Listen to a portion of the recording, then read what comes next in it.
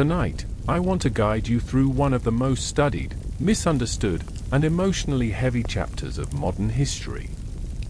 This is the story of Nazi Germany. Not as a myth. Not as a symbol. Not as a shorthand for evil. But as a real society that existed within living memory, built by ordinary people, shaped by fear, ambition, belief, silence, and power. This series does not seek to shock you, nor to sensationalize suffering. Instead, it aims to understand how such a regime came into existence, how it functioned day by day, and how it ultimately collapsed. History becomes dangerous when it is flattened into villains alone. Nazi Germany was not sustained by one man, one party, or one moment. It was sustained by systems, institutions, compromises, and choices made gradually, often quietly. We begin not with Adolf Hitler, but with the fractured world that made his rise possible. A defeated nation humiliated by war, battered by economic collapse, haunted by political violence, and desperate for stability. We will see how democracy weakened from within, how fear became a political tool, and how legality itself was used to dismantle freedom. Across these 20 parts, we will move carefully through time. From the final days of the Weimar Republic to the ruins of Berlin. From early propaganda to industrialized murder. From private conformity to public terror. From enthusiastic participation to silent complicity, and from resistance to devastating loss. We will talk about how laws turned neighbors into outcasts. How bureaucracy transformed hatred into paperwork. How violence escalated step by step until it no longer shocked those living alongside it. And how many people adapted, rationalized, or looked away, not because they were monsters, but because the system rewarded obedience and punished doubt. This is also a story about the victims. Jewish families stripped of rights and ultimately of life. Disabled people labeled unworthy of existence. Political opponents silenced. Prisoners of war starved. Civilians bombed. Children indoctrinated. And survivors left to rebuild a shattered world burdened by memory. Yet even within this darkness, we will also acknowledge moments of refusal. Acts of resistance, small and large. People who helped when helping was forbidden. People who spoke when silence was safer. These moments did not defeat the regime, but they remind us that choice never fully disappears, even under terror. As background historian, I will speak to you calmly and deliberately. This is a space for reflection, not urgency. The purpose of this series is not to overwhelm, but to understand. To let the past unfold slowly, so its lessons are not lost to abstraction or repetition. Nazi Germany did not arrive fully formed. It emerged piece by piece. And it did not end cleanly either. Its consequences continue to shape politics, memory, and moral responsibility today. So settle in. Let the noise of the present fade for a moment. Tonight, we begin at the beginning. With a wounded republic, a frightened population, and the quiet conditions that allowed one of history's most destructive regimes to take hold. Part 1. Weimar's cracks. Before Nazi Germany existed, before uniforms, slogans, or camps, there was a republic struggling to survive. The story begins in the aftermath of the First World War. Germany did not experience the end of the war as a moment of peace or closure. Instead, it felt abrupt, humiliating, and deeply confusing. Soldiers returned home not to victory parades, but to hunger, political chaos, and a nation unsure of what it had lost or why. In November of 1918, the German Empire collapsed. The Kaiser fled into exile. A new democratic government was declared in the city of Weimar, chosen not for symbolism, but because Berlin was too unstable. From its first breath, the Weimar Republic was fragile. It inherited a defeated country, a resentful population, and obligations imposed by forces beyond its control.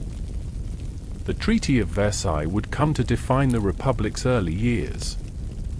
Germany was required to accept blame for the war, surrender territory, limit its military, and pay massive reparations.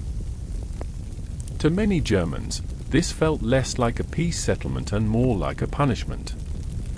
The treaty was signed by civilian politicians, not military leaders, which allowed a dangerous myth to take root. The idea spread that the army had not truly been defeated, but betrayed from within by politicians, leftists, and minorities. This lie would linger for years, quietly poisoning public trust in democracy. Economically, the situation was dire.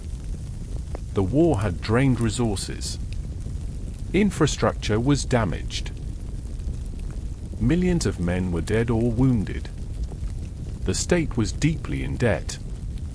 To meet its obligations and fund basic services, the government printed money. At first, this seemed manageable. Then it spiraled. By 1923, Germany experienced one of the worst episodes of hyperinflation in modern history. Prices changed by the hour. Wages were paid in wheelbarrows of cash. Savings accumulated over a lifetime became worthless overnight. Pensioners, shopkeepers, and the middle class felt betrayed by a system they had trusted. For many, the Republic became synonymous with instability and loss. Daily life grew surreal. Children played with stacks of banknotes. Restaurants printed menus without prices.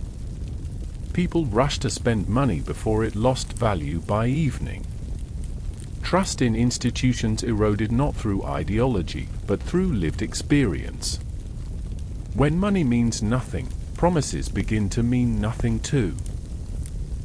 Politically, the Republic was under constant strain. It was born into violence. Armed groups from both the far left and the far right clashed in the streets. Assassinations were frequent. Between 1919 and 1923, dozens of political murders shook the country. Judges often treated right-wing violence leniently while punishing left-wing offenders more harshly. This uneven justice sent a clear message about whose violence was tolerated. The democratic system itself was complex and unstable. Proportional representation meant many parties, fragile coalitions, and frequent elections. Governments fell quickly. Policies shifted constantly.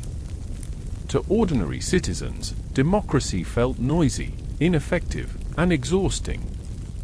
It did not appear strong. It appeared indecisive. Yet the Weimar years were not only misery. There were moments of recovery and creativity. By the mid-1920s, foreign loans stabilized the economy. Cities buzzed with cultural experimentation. Art, film, literature, and science flourished. Berlin became a symbol of modern life. But this vibrancy existed alongside deep social anxiety. Many conservatives viewed this cultural openness as decay rather than progress. Crucially, the Republic never fully earned legitimacy in the eyes of large segments of the population. Monarchists mourned the empire. Nationalists rejected democracy outright. Communists viewed the state as a temporary obstacle to revolution. Even those who supported democracy often did so reluctantly, seeing it as the least bad option rather than a shared ideal. Then came the Great Depression. In 1929, the global financial system collapsed. American loans that had propped up the German economy were suddenly withdrawn. Banks failed. Businesses closed. Unemployment skyrocketed. By 1932, roughly 1 in 3 German workers was unemployed. For millions, life narrowed to survival. Hunger returned. Homelessness increased. Desperation spread. The government responded with austerity, cutting spending and benefits in the hope of restoring confidence. Instead, suffering deepened. Each election produced more extreme results. Moderate parties shrank. Radical movements grew louder. It was in this environment that extremist promises became seductive. Not because they were nuanced or realistic, but because they were simple. They offered blame. They offered certainty. They offered a sense of belonging to those who felt discarded by modern life. Importantly, the erosion of democracy did not happen in one dramatic moment. It happened through repetition. Emergency decrees replaced parliamentary debate. Citizens grew accustomed to rule by exception. Fear normalized shortcuts. Stability was valued over freedom. Order over pluralism. By the early 1930s, many Germans did not believe democracy had failed because it was undermined. They believed it had failed because it was weak. This distinction matters. When people lose faith not only in leaders, but in the system itself, they become willing to accept almost any alternative that promises strength. The Weimar Republic did not fall because everyone wanted dictatorship. It fell because too many people stopped believing democracy could protect them. Some were angry. Some were afraid. Some were exhausted. Many simply wanted normal life back. These were the cracks. Economic collapse. Political violence. Cultural fear. Institutional fragility. Legal shortcuts. And a population slowly adjusting to instability as the new normal. Into these cracks, something dangerous would soon grow. In the next part, we will follow a small, radical political movement that learned how to speak directly to this fear, this resentment, and this longing for certainty. Part 2. The Rise of Hitler and the Nazi Party. The rise of Adolf Hitler and the Nazi Party did not begin with mass support, nor did it emerge suddenly from the shadows. It began on the margins. In beer halls, rented meeting rooms, and half-filled auditoriums. It grew slowly, unevenly, and often unsuccessfully. For years, the Nazi movement looked like just one more extremist faction in a crowded and chaotic political landscape. What made it different was not inevitability, but adaptability. Adolf Hitler arrived in politics almost by accident. Born in Austria, not Germany, he had no formal education beyond secondary school and no stable career. His early adulthood was marked by failure, drifting, and resentment. The First World War gave him what he had lacked before: structure, identity, and a sense of purpose.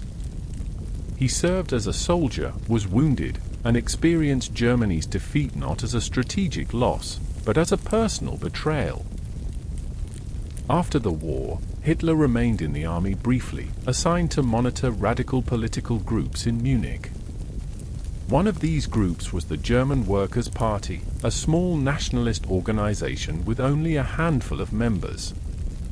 Hitler attended a meeting, spoke passionately during a debate, and quickly impressed the group's founders. They invited him to join. Within months, he became its most prominent speaker. The party soon renamed itself the National Socialist German Workers' Party, or Nazi Party. The name was deliberately confusing. It combined nationalism with socialist language, though the movement was neither socialist in practice nor oriented toward workers' rights. The goal was broad appeal. National pride for conservatives. Anti-capitalist rhetoric for workers. Anti-communism for business leaders. Scapegoats for those seeking someone to blame. From the beginning, propaganda was central. Hitler understood something many politicians did not. People did not vote based on detailed policy programs. They responded to emotion, fear, hope, anger, belonging. Nazi speeches were not about nuance. They were performances. Carefully constructed narratives that simplified the world into enemies and saviors. Hitler presented himself not as a traditional politician, but as a man of destiny. He spoke of national humiliation, internal enemies, and moral decay. He promised rebirth, unity, and strength. Importantly, he rarely offered specifics. Vagueness allowed listeners to project their own desires onto him. The early Nazi movement was militant and theatrical. Uniforms created visual unity. Marches projected discipline. Symbols conveyed power and identity. Violence was not incidental. It was a strategy. Nazi paramilitary groups, especially the SA, disrupted opponents' meetings, intimidated voters, and created an atmosphere of constant tension. Politics became something felt in the body, not debated on paper. Still, for much of the 1920s, the Nazi Party remained small. Its greatest early gamble ended in failure. In 1923, during the height of economic chaos, Hitler attempted to seize power in Munich through a coup. The effort collapsed within hours. Police fired on the marchers. Several Nazis were killed. Hitler was arrested. This moment could have ended his political career. Instead, it transformed it. Hitler used his trial as a platform. He portrayed himself as a patriot acting out of necessity. The judges treated him with surprising leniency, reflecting broader sympathy for nationalist sentiment within the legal system. He was sentenced to prison, but served less than a year. During this time, he dictated a political manifesto that laid out his worldview. More importantly, he learned a lesson. Power in Germany would not be taken by force.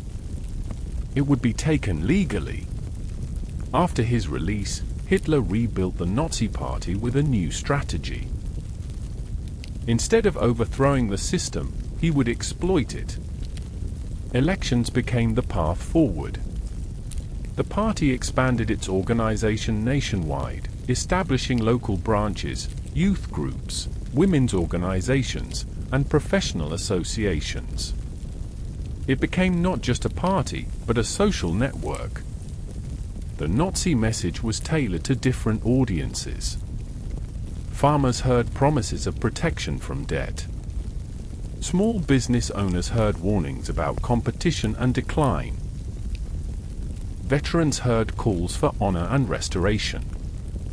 Middle-class families heard reassurance that order would return. The same speech could be delivered differently depending on the crowd. Central to Nazi success was scapegoating. Economic collapse, unemployment, cultural anxiety, and political instability were blamed on identifiable groups. Jews, communists, liberals, and elites were portrayed as corrupting forces undermining the nation from within. This narrative was powerful because it replaced complexity with clarity. Suffering was no longer random. It had a cause. And that cause could be removed.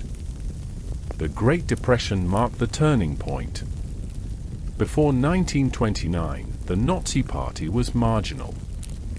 In the 1928 election, it received less than 3% of the vote. Then the economy collapsed. Unemployment soared. the existing government appeared paralyzed. Mainstream parties argued over budgets while people lost homes and dignity. The Nazis did not cause the depression, but they knew how to exploit it. Their vote share jumped dramatically. In 1930, they became the second largest party in parliament. By 1932, they were the largest. Millions of Germans voted for the Nazis not because they supported every aspect of the ideology, but because they saw no other force capable of decisive action. Importantly, many voters believed they could control Hitler. Conservative elites, industrialists, and political leaders saw him as crude but useful. They believed his mass support could be harnessed while limiting his influence. He would be a figurehead, a loudspeaker, someone who could stabilize the streets and crush the left. This miscalculation would prove catastrophic. Behind the scenes, political paralysis deepened. Governments increasingly relied on emergency decrees rather than parliamentary consensus. Democracy continued in form, but not in spirit. Each use of exceptional power made the next easier. The Nazis framed themselves as outsiders fighting a broken system. They claimed to represent the true will of the people against corrupt elites. This anti-establishment stance resonated even as they gained institutional power. The contradiction did not matter. Emotion outweighed logic. Another critical factor was normalization. As Nazi presence grew, their ideas became familiar. Their rallies became routine. Their violence became background noise. What once shocked began to feel inevitable. People adjusted. For many Germans, supporting the Nazis was not an ideological commitment. It was a gamble. A belief that something had to change, and this movement was strong enough to force it. Others supported them out of fear, believing resistance was dangerous or futile. Still others benefited materially, socially, or professionally. It is important to understand that the Nazi Party did not rise because the majority of Germans were fanatics. It rose because institutions failed to stop it, elites enabled it, and millions of ordinary people tolerated it long enough for it to become unstoppable. By the end of 1932, Germany stood at a crossroads. Democracy still existed. Elections were still held. Newspapers still published criticism. But the foundations were eroding.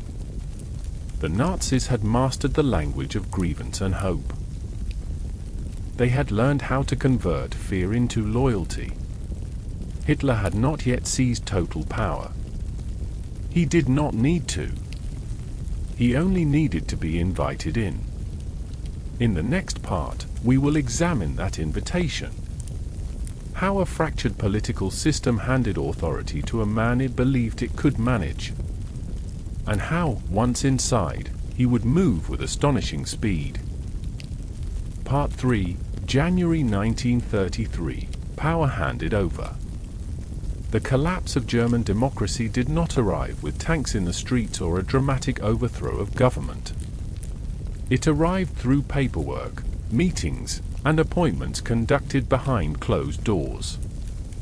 When Adolf Hitler became Chancellor on January 30, 1933, it was not the result of a revolution. It was the result of a decision. This distinction is crucial. By the beginning of 1933, Germany was politically exhausted. The Weimar Republic still existed in name, but it was barely functioning as a democracy. Parliamentary government had effectively stalled. No party could command a stable majority. Elections were frequent and inconclusive. Cabinets rose and fell in rapid succession. Increasingly, the country was governed not by legislation, but by presidential decree.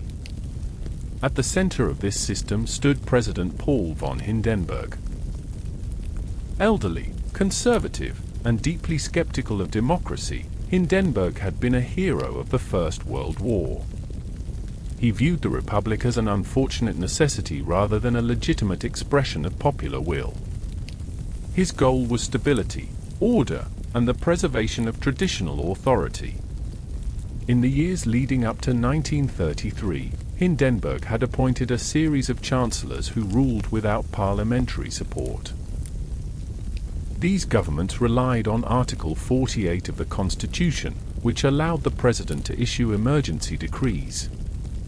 What was intended as a temporary safeguard became a routine method of governance. Each use of emergency power weakened democracy further. Parliament was sidelined. Debate became symbolic. Authority concentrated at the top.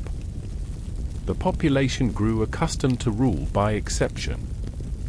This was the political environment in which Hitler waited. Despite being the leader of the largest party in parliament, Hitler had not yet achieved power. In 1932, he ran against Hindenburg for the presidency and lost. The defeat was significant. It showed that Hitler was not universally embraced. Many Germans feared him. Many others despised him. Yet his party remained indispensable. No government could function without addressing Nazi electoral strength. Conservative elites found themselves trapped. They needed mass support to govern, but they did not want to share real power with the left. The Nazis, with their millions of votes and fierce anti-communism, appeared useful. Behind the scenes, negotiations intensified. Key figures believed they could contain Hitler. They saw him as loud, crude, and emotionally unstable, but politically inexperienced. He could be used as a symbol while real authority remained in conservative hands. This belief rested on a profound misunderstanding. In late January 1933, a deal was struck. Hitler would be appointed chancellor. Only 2 Nazis would hold cabinet positions. The rest of the government would be composed of conservatives. The vice-chancellor would serve as a check. The president would retain ultimate authority. On paper, it looked like control. On January 30th, Hitler was sworn in as Chancellor of Germany. Crowds gathered outside. Some celebrated. Others watched cautiously. Many were unsure what to feel. After years of instability, any government felt like a change. What mattered most was not who held the office, but what tools came with it. Hitler now controlled the machinery of the state. Ministries, police authority, access to emergency powers, influence over appointments. These instruments would be used immediately and ruthlessly. The new government moved with astonishing speed. Within days, Hitler called for new elections. The goal was not to win outright, but to gain enough seats to justify sweeping changes. The campaign unfolded in an atmosphere of intimidation. Nazi paramilitaries flooded the streets. Political opponents were harassed. Meetings were disrupted. Violence became routine. Crucially, this violence now carried the implicit backing of the state. Police forces were increasingly staffed or supervised by Nazi loyalists. Complaints went unanswered. Arrests were selective. The rule of law remained in form, but not in practice.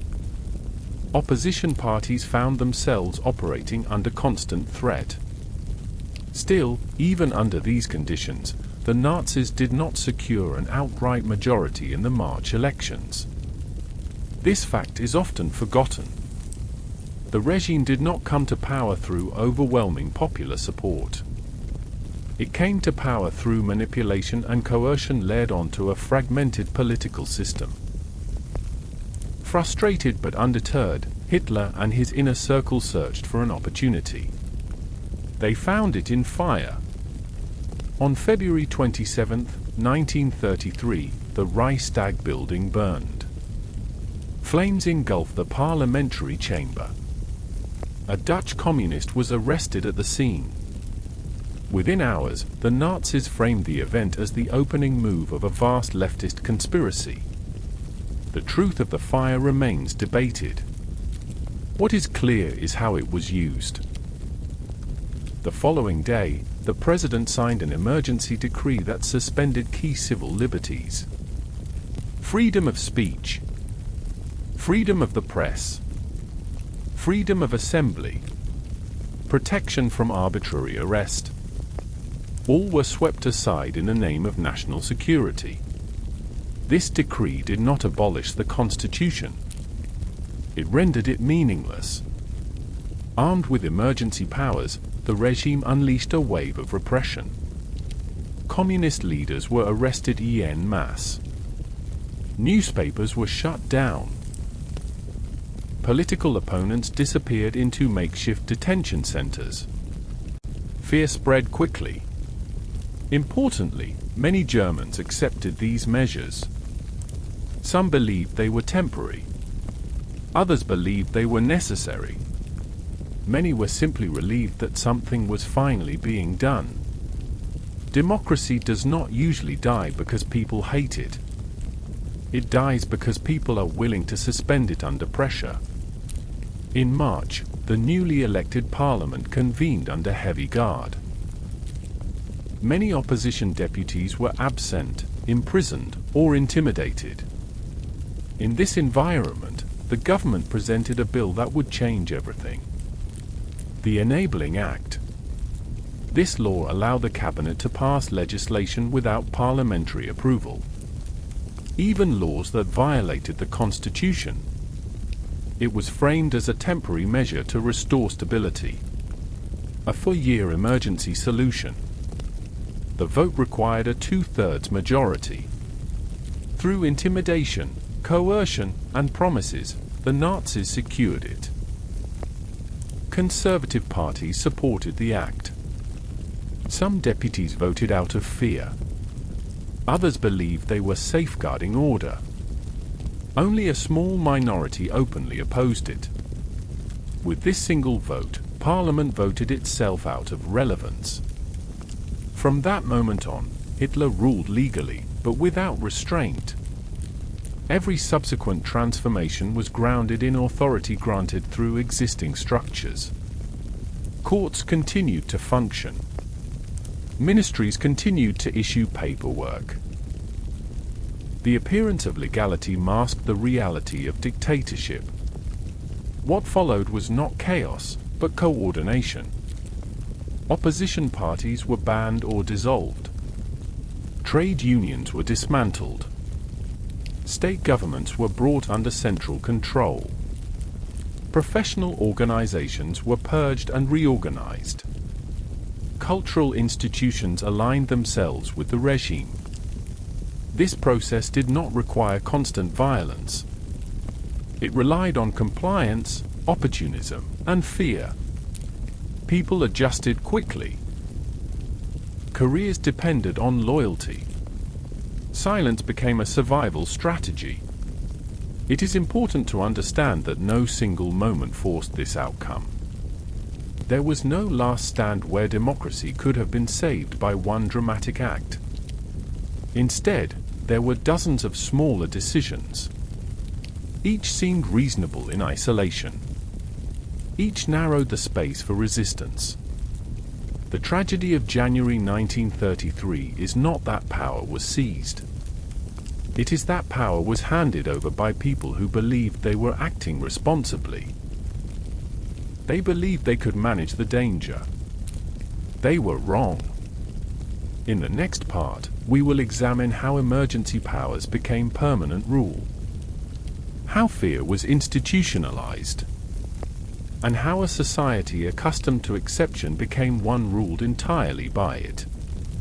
Part 4: Fire, Fear, and Emergency Rule. By early 1933, Germany still possessed the outward appearance of a constitutional state. Court Saturday. Laws were passed. Civil servants reported to offices. Newspapers still printed. Yet beneath this surface, the foundations of legality were already being hollowed out. What followed the Reichstag fire was not simply a response to crisis. It was the transformation of fear into a permanent system of governance. The Reichstag fire did not create Nazi authoritarianism. It accelerated it. On the night of February 27, 1933, flames tore through the German Parliament building in Berlin. The fire was dramatic, visible, and symbolic. It struck at the physical heart of German democracy. Within hours, Nazi leaders declared the blaze proof of a communist plot to overthrow the state. The narrative was immediate, absolute, and relentlessly repeated. Facts mattered less than speed. The regime did not wait for investigations. It did not allow doubt. It moved decisively to frame the event as an existential threat. Newspapers the next morning carried headlines warning of imminent revolution. Radio broadcasts warned citizens that Germany stood on the brink of collapse. Fear filled the space where evidence should have been. The following day, President Hindenburg signed the Reichstag fire decree. Officially titled the Decree for the Protection of People and State, it suspended core civil liberties guaranteed by the Constitution. Freedom of speech, freedom of the press, freedom of assembly, privacy of communication, protection against unlawful detention. All were effectively nullified. This decree did not have an expiration date. In theory, it was temporary. In practice, it became the legal backbone of the Nazi dictatorship. The Constitution technically remained in force, but its protections could be overridden at any time. Emergency rule became normal rule. The significance of this cannot be overstated. Nazi repression was not initially lawless. It was legalized. Arrests were conducted under emergency authority. Newspapers were shut down for public safety. Political opponents were detained for protective custody. Each action was justified through official channels. Language mattered. Protective custody did not mean protection. It meant imprisonment without trial. Emergency did not mean brief. It meant indefinite. Security did not mean safety for all. It meant safety for the regime. Within days of the decree, mass arrests began. Communist leaders were the first targets. Their party had been one of the strongest opponents of the Nazis, and their ideological position made them easy to demonize. Thousands were detained. Party offices were raided. Publications were banned. Meetings were outlawed. Social Democrats soon followed. Trade unionists, journalists, intellectuals. Anyone associated with dissent was vulnerable. The criteria were intentionally vague. Suspicion was enough. Detention centers sprang up quickly. Some were former factories. Some were abandoned buildings. Some were converted prisons. These early camps were improvised, chaotic, and violent. They were not yet the vast system that would later emerge, but they served a clear purpose: to remove opposition from public life and to terrorize those who remained. Importantly, many Germans did not witness this violence directly. Arrests often occurred at night. Victims disappeared quietly. Information was controlled. Rumors circulated, but details were scarce. Fear thrives in uncertainty. At the same time, the regime worked carefully to maintain an appearance of order. Street violence by Nazi paramilitaries continued, but it was increasingly framed as spontaneous public outrage rather than organized intimidation. Police rarely intervened. When they did, it was often against the victims. The merging of party and state began rapidly. Nazi officials were appointed to key positions within the police and civil service. Loyalty replaced neutrality. Law enforcement became an extension of ideology. The legal profession adjusted quickly. Judges interpreted laws broadly in favor of the regime. Prosecutors pursued cases aggressively against political opponents. The concept of impartial justice eroded without being formally abolished. This was not achieved through mass purges. It was achieved through signaling. Judges who ruled in favor of the regime advanced. Those who did not stalled or were sidelined. Most adapted. Ordinary citizens also adapted. Many people were relieved. Street clashes diminished as opposition groups were crushed. Communist demonstrations disappeared. Order seemed restored. For those not directly targeted, daily life appeared calmer. This calm came at a cost. Fear reshaped behavior. People stopped speaking openly.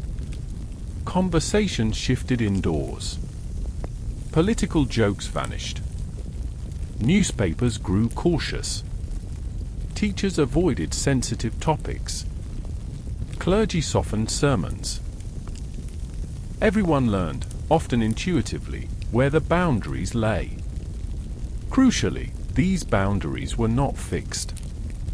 They shifted unpredictably. What was acceptable one week could be dangerous the next. This uncertainty reinforced obedience.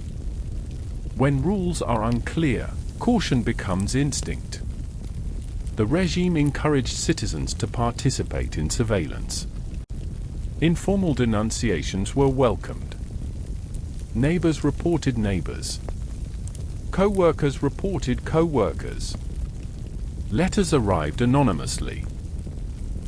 Sometimes accusations were ideological. Sometimes they were personal. Grievances found a powerful outlet. This dynamic fractured trust at the most intimate levels of society. Families argued quietly. Friendships cooled. People learned to compartmentalize. Public conformity masked private anxiety. Meanwhile, the government continued to act through legal mechanisms. The March elections were held under emergency conditions. Opposition parties were suppressed, but ballots were still cast. The appearance of choice remained. When the Enabling Act passed later that month, it built directly on the emergency framework established after the fire. Without the climate of fear created by the decree, such a sweeping transfer of power would have been unthinkable. Emergency rule was no longer a response to crisis. It was the governing principle. From this point forward, every aspect of life could be justified as a matter of security. Cultural conformity became a safeguard. Political loyalty became a duty. Silence became a form of self-protection. It is important to recognize how quickly this normalization occurred. In a matter of weeks, Germany transitioned from a flawed democracy to a police state in embryo. Not through chaos, but through coordination. This speed disoriented potential resistance. Institutions could not mobilize quickly enough. Opposition leaders were imprisoned or exiled. International observers underestimated the permanence of the changes.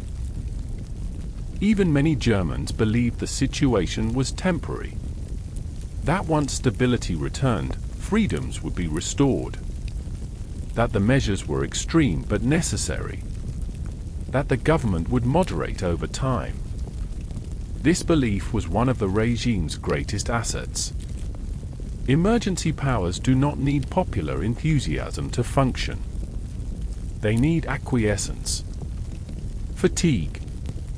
The quiet hope that things will return to normal if one simply waits. By mid-1933, the space for waiting had vanished. Fear had become institutional. Law had become flexible.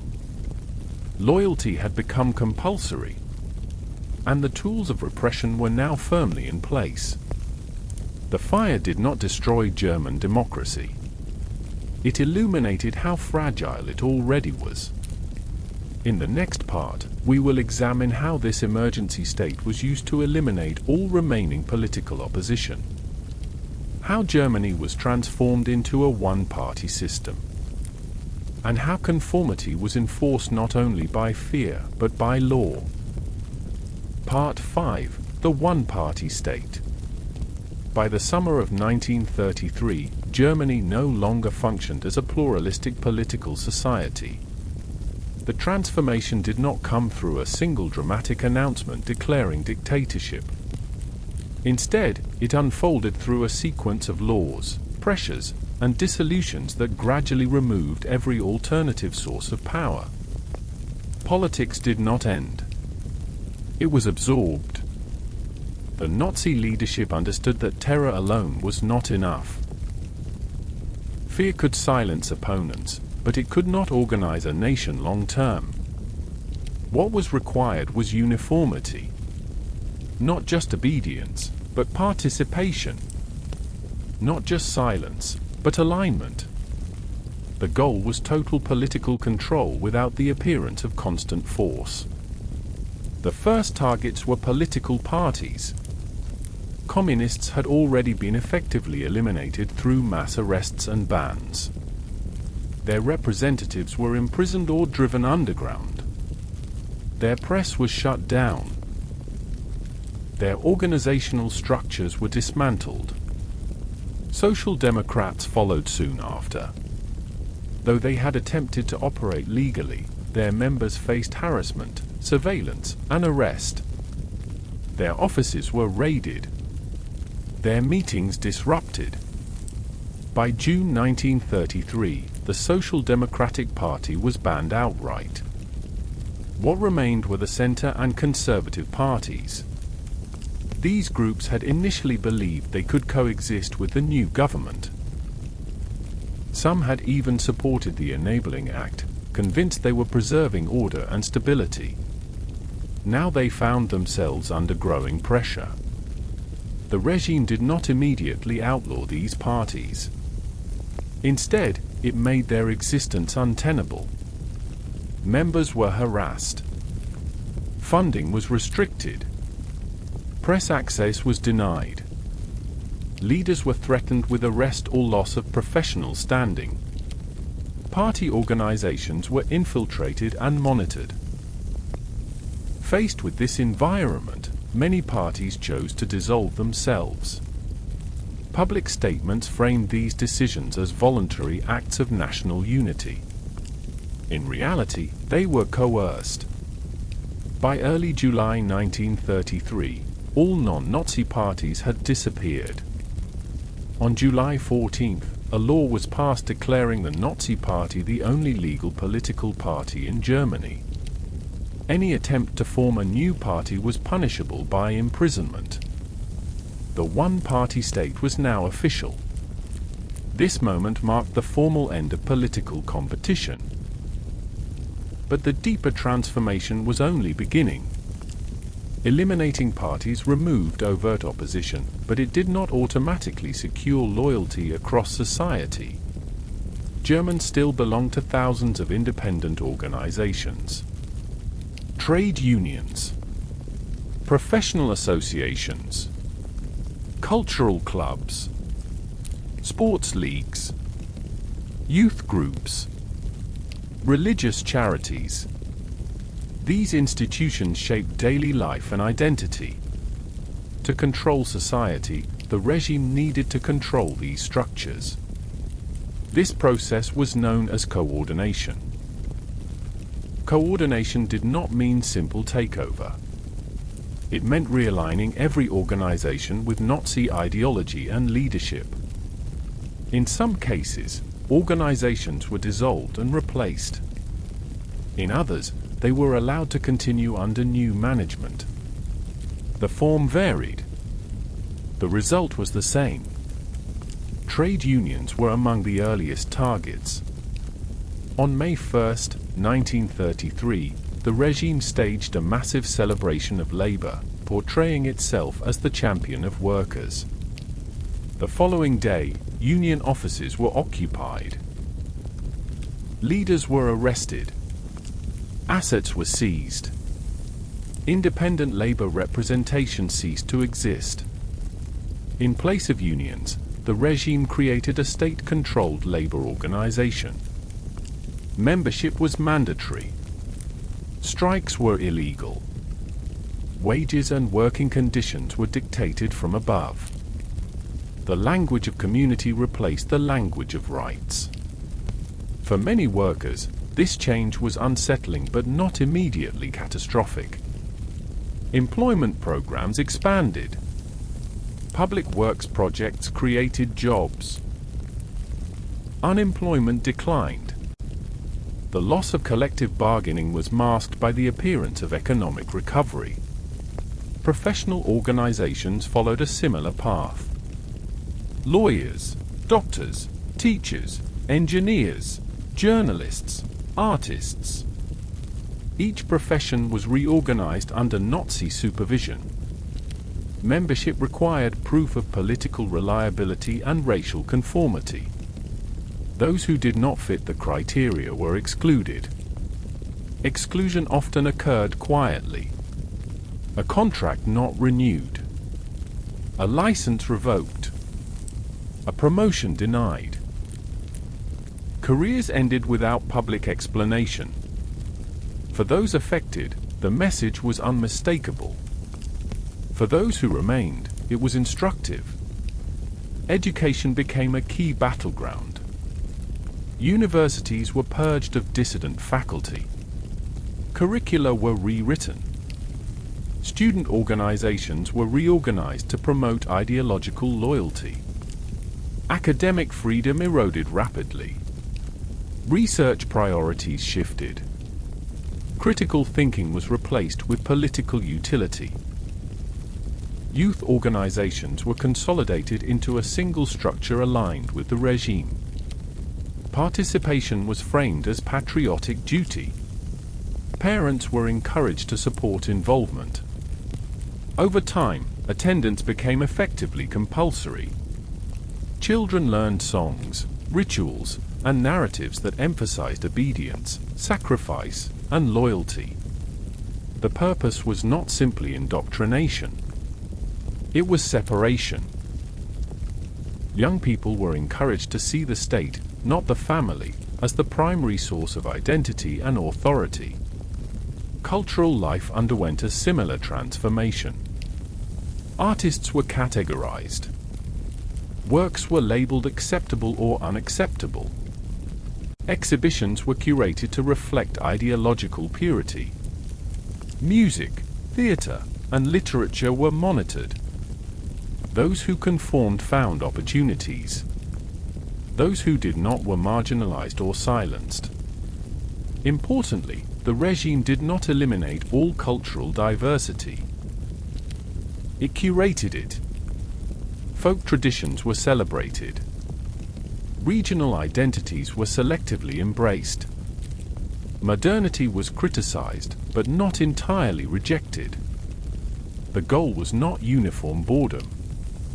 It was controlled expression. Religion presented a more complex challenge.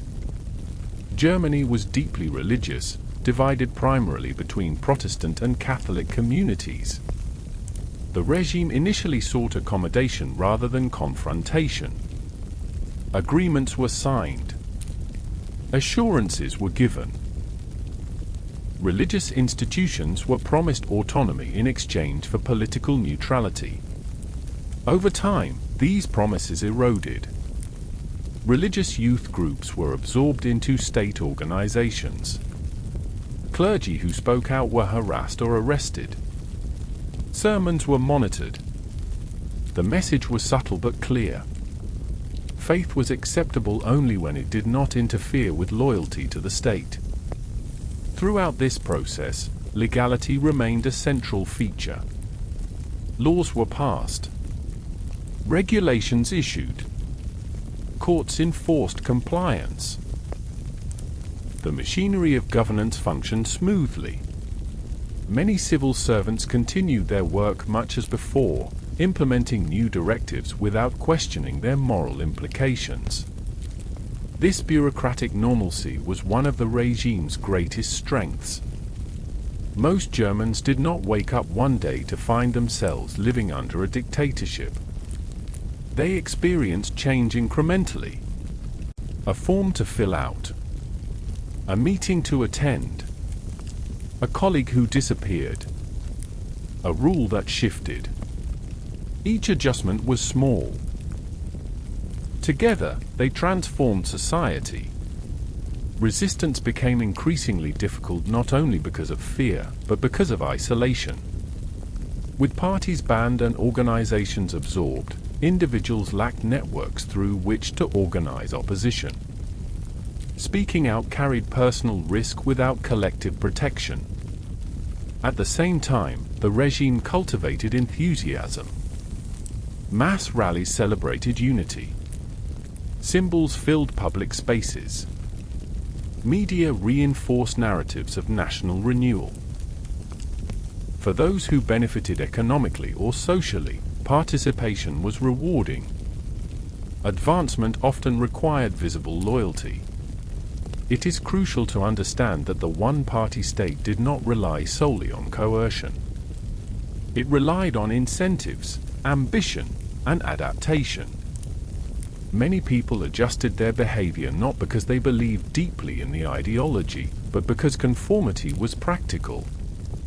By the end of 1933, Germany had been fundamentally transformed. Political choice no longer existed.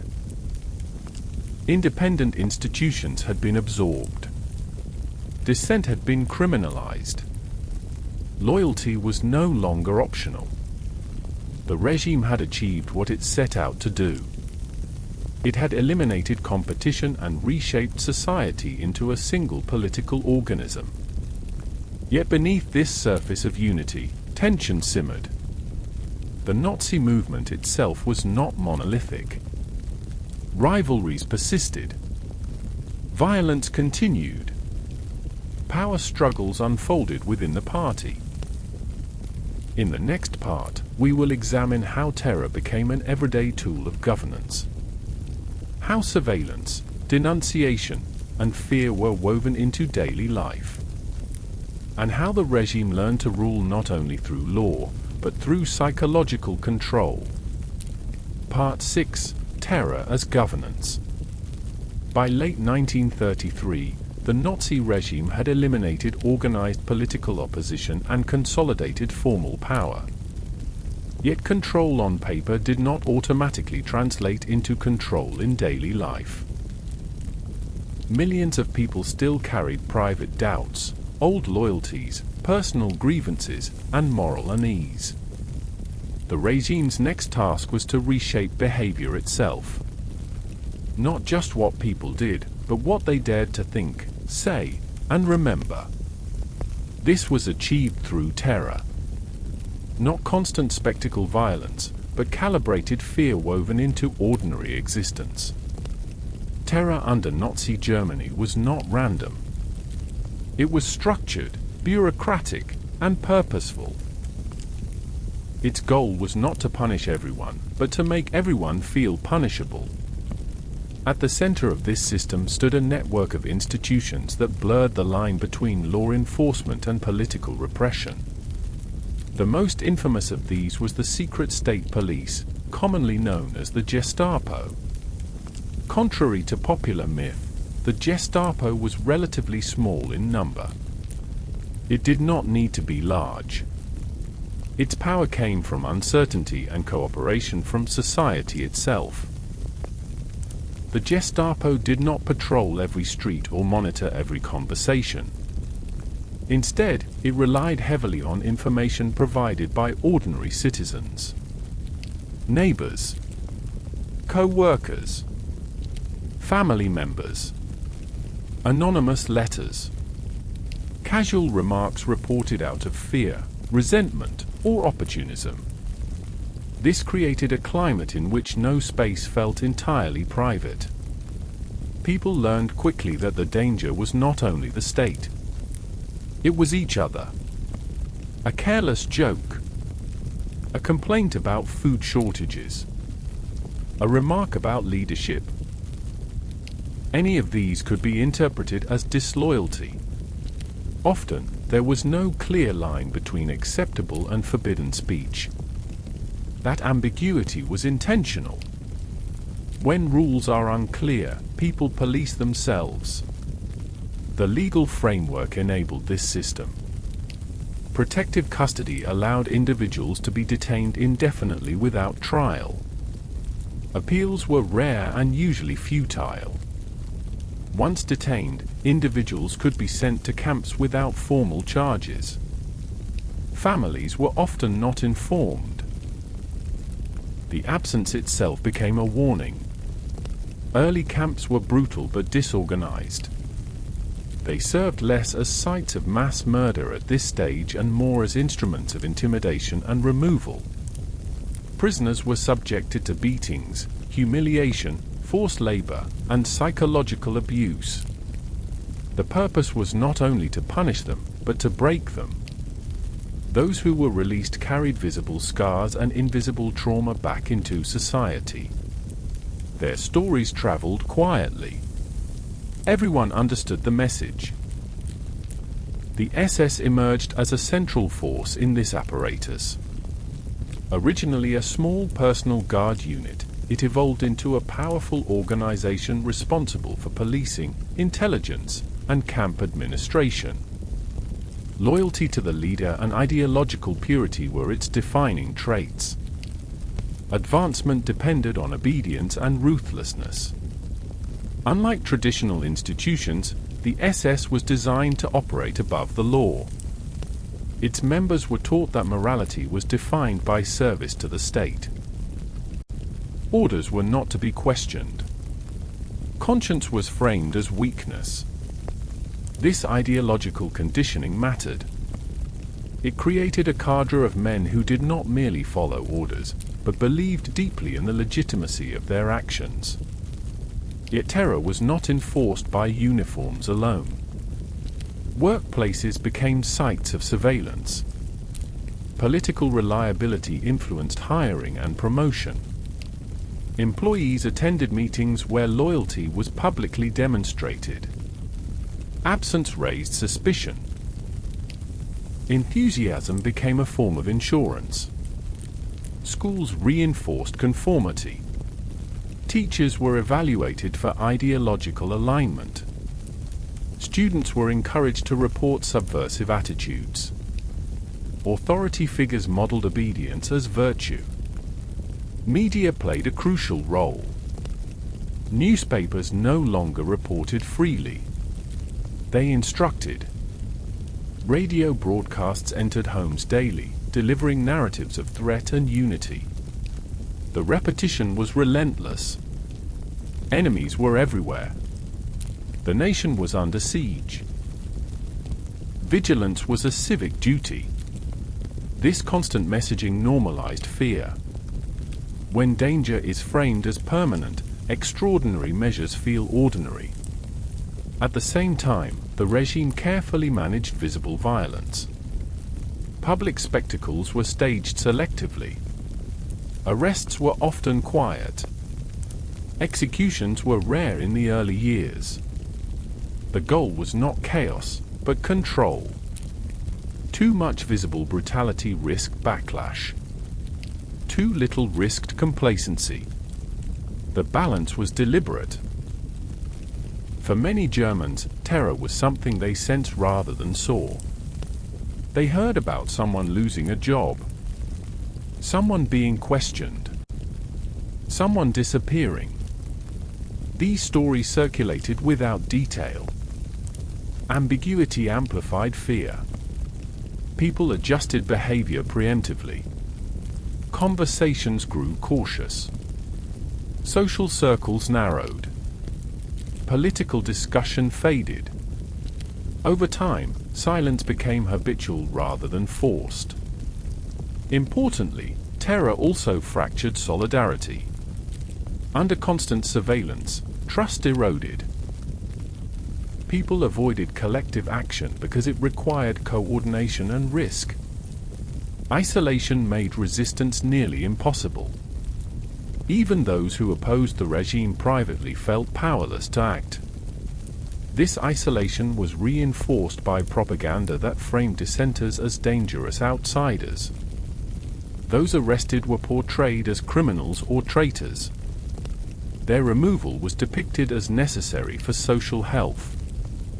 Gradually, empathy dulled. The terror system also included selective rewards.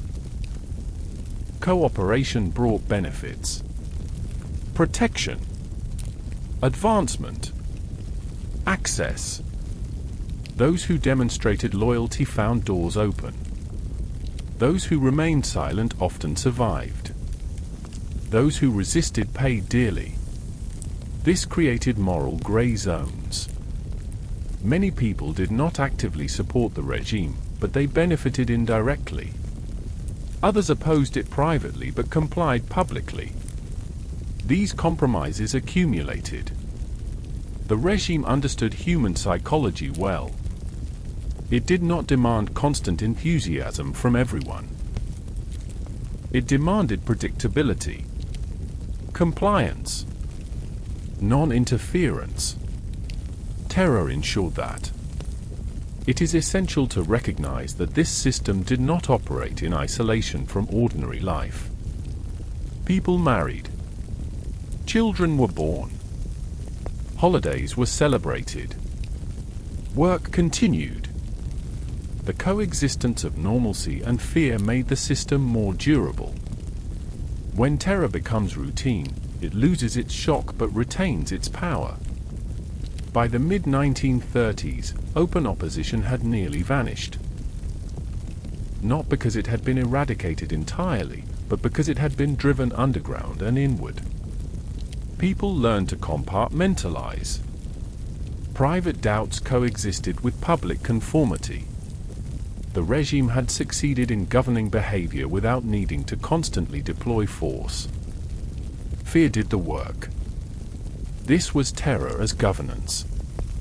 A system where violence was always possible, rarely visible, and universally understood. In the next part, we will examine how this machinery of control was paired with a powerful social promise. How the regime defined who belonged, who did not, and how inclusion itself became a tool of exclusion. Part 7: Building the National Community by Exclusion. By the mid-1930s, the Nazi regime had secured political dominance and embedded terror into daily life. Yet fear alone could not sustain long-term rule. A society governed only by repression eventually fractures. What the regime sought next was something more durable. Emotional attachment. A sense of belonging. A promise that obedience would be rewarded not just with safety, but with meaning. This promise was framed as the creation of a national community. The idea was simple and dangerous. Germany would be reborn as a unified people, bound together by shared identity, shared destiny, and shared purpose. Class conflict would be dissolved. Political division erased. Social fragmentation healed. In place of pluralism, there would be harmony. But this unity came with a condition. Belonging required exclusion. The national community was defined not only by who was included, but by who was deliberately left out. Membership was not universal. It was conditional, hierarchical, and enforced. The regime's vision of unity required identifying groups that supposedly did not belong and removing them from the social body. This process began gradually, often quietly, and long before mass murder. The regime portrayed itself as restoring dignity to ordinary Germans. Employment programs reduced visible unemployment. Public works projects reshaped infrastructure. Leisure organizations offered subsidized travel, sports, and cultural events. Families received benefits. Mothers were praised as national contributors. Youth were celebrated as the future. For many, life appeared to improve. This improvement was not accidental. It was strategic. Material gains created loyalty. Social recognition fostered pride. Participation became emotionally rewarding. The regime wanted people to feel that they were part of something larger than themselves. But this sense of inclusion was carefully rationed.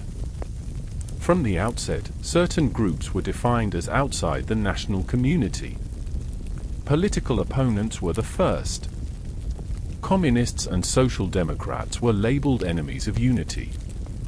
Their exclusion was framed as necessary for harmony. Soon, other groups followed. Jews were portrayed as fundamentally incompatible with the national community. This framing was not new. Anti-Semitism had long existed in European society. What changed under the regime was its centrality and its institutionalization. Anti-Semitism became state doctrine rather than social prejudice. Jews were depicted not simply as religious or cultural outsiders, but as a corrosive force undermining the nation from within. They were blamed for economic instability, cultural decline, political division, and moral decay. This narrative was relentlessly repeated across media, education, and public life. Importantly, this portrayal was dehumanizing but bureaucratic. Jews were not immediately presented as targets for violence. They were presented as problems to be managed.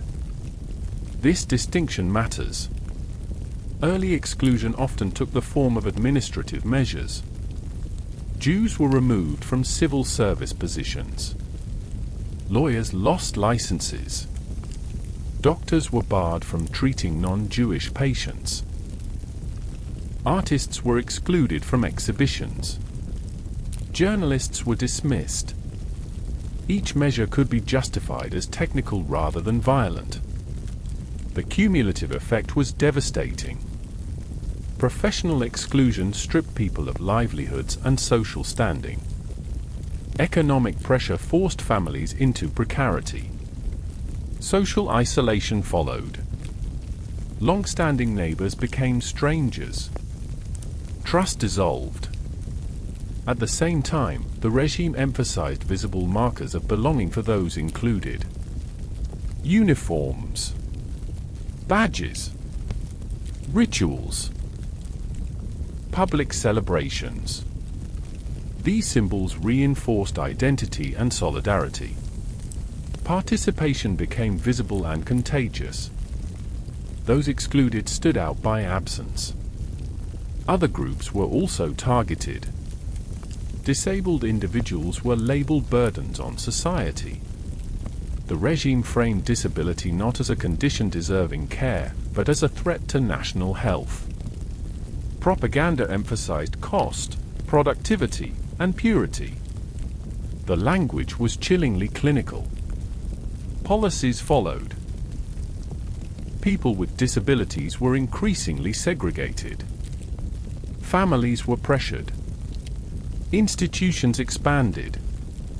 Medical professionals were enlisted in evaluating worthiness. Decisions were framed as scientific and compassionate. In reality, they laid the groundwork for far more extreme measures. Roma communities were similarly marginalized. Labeled as asocial and criminal, they faced increased surveillance, forced relocation, and harassment. Their exclusion was often justified through vague accusations rather than specific actions. Homosexual men were targeted under existing laws that were aggressively enforced and expanded. Surveillance intensified. Arrests increased. Convictions rose sharply. The regime framed homosexuality as a threat to reproduction and national strength. So-called asocials became another category. This label was intentionally broad. It included the homeless, sex workers, habitual drinkers, and others who did not conform to expected norms of productivity and behavior. Nonconformity itself became suspect. These categories were not fixed. They overlapped. They shifted. The boundaries of belonging were deliberately flexible. This flexibility served a purpose. It kept people uncertain. It encouraged conformity not only to laws, but to social expectations. Fear of exclusion became a powerful motivator. Ordinary Germans were encouraged to see themselves as beneficiaries of this system. Inclusion came with material advantages. Jobs, housing opportunities, social respect, access to organizations. These benefits were often tied explicitly or implicitly to racial and ideological conformity. This created a moral trap. As exclusion intensified, those inside the national community faced a choice: protest and risk their own position, or accept the system and benefit from it. Many chose the latter. Some rationalized exclusion as unfortunate but necessary. Others avoided thinking about it at all. The regime also cultivated participation in exclusion. Boycotts, public shaming, social distancing. Children learned who was acceptable and who was not. Teachers reinforced lessons. Youth organizations normalized hierarchy. Over time, exclusion became mundane. What had once felt extreme began to feel ordinary. Shops without certain customers. Neighborhoods with fewer familiar faces. Professions suddenly homogeneous. These changes happened gradually enough that many barely noticed the transformation. Language played a critical role. Exclusion was framed as purification, renewal, or protection. Bureaucratic terms replaced moral ones. Problems were solved. Measures were implemented. Adjustments were made. Violence was rarely the first step. The national community was also defined by gender roles. Men were celebrated as workers and soldiers. Women were praised as mothers and caretakers. Deviation from these roles was discouraged. Social pressure reinforced conformity. Belonging required performance. Those who embraced these roles found affirmation. Those who did not were marginalized. The regime presented this as natural order rather than coercion. Crucially, the promise of unity obscured the reality of fragmentation. Society did not become more cohesive. It became more polarized. Inclusion and exclusion sharpened divisions. Empathy narrowed. Yet many Germans experienced genuine emotional attachment to the idea of national renewal. The sense of being part of a collective project was intoxicating, especially after years of instability and humiliation. Pride replaced shame. Certainty replaced confusion. This emotional investment made later atrocities possible. When people define their identity through belonging to a collective, threats to that collective feel personal. Exclusion becomes defense.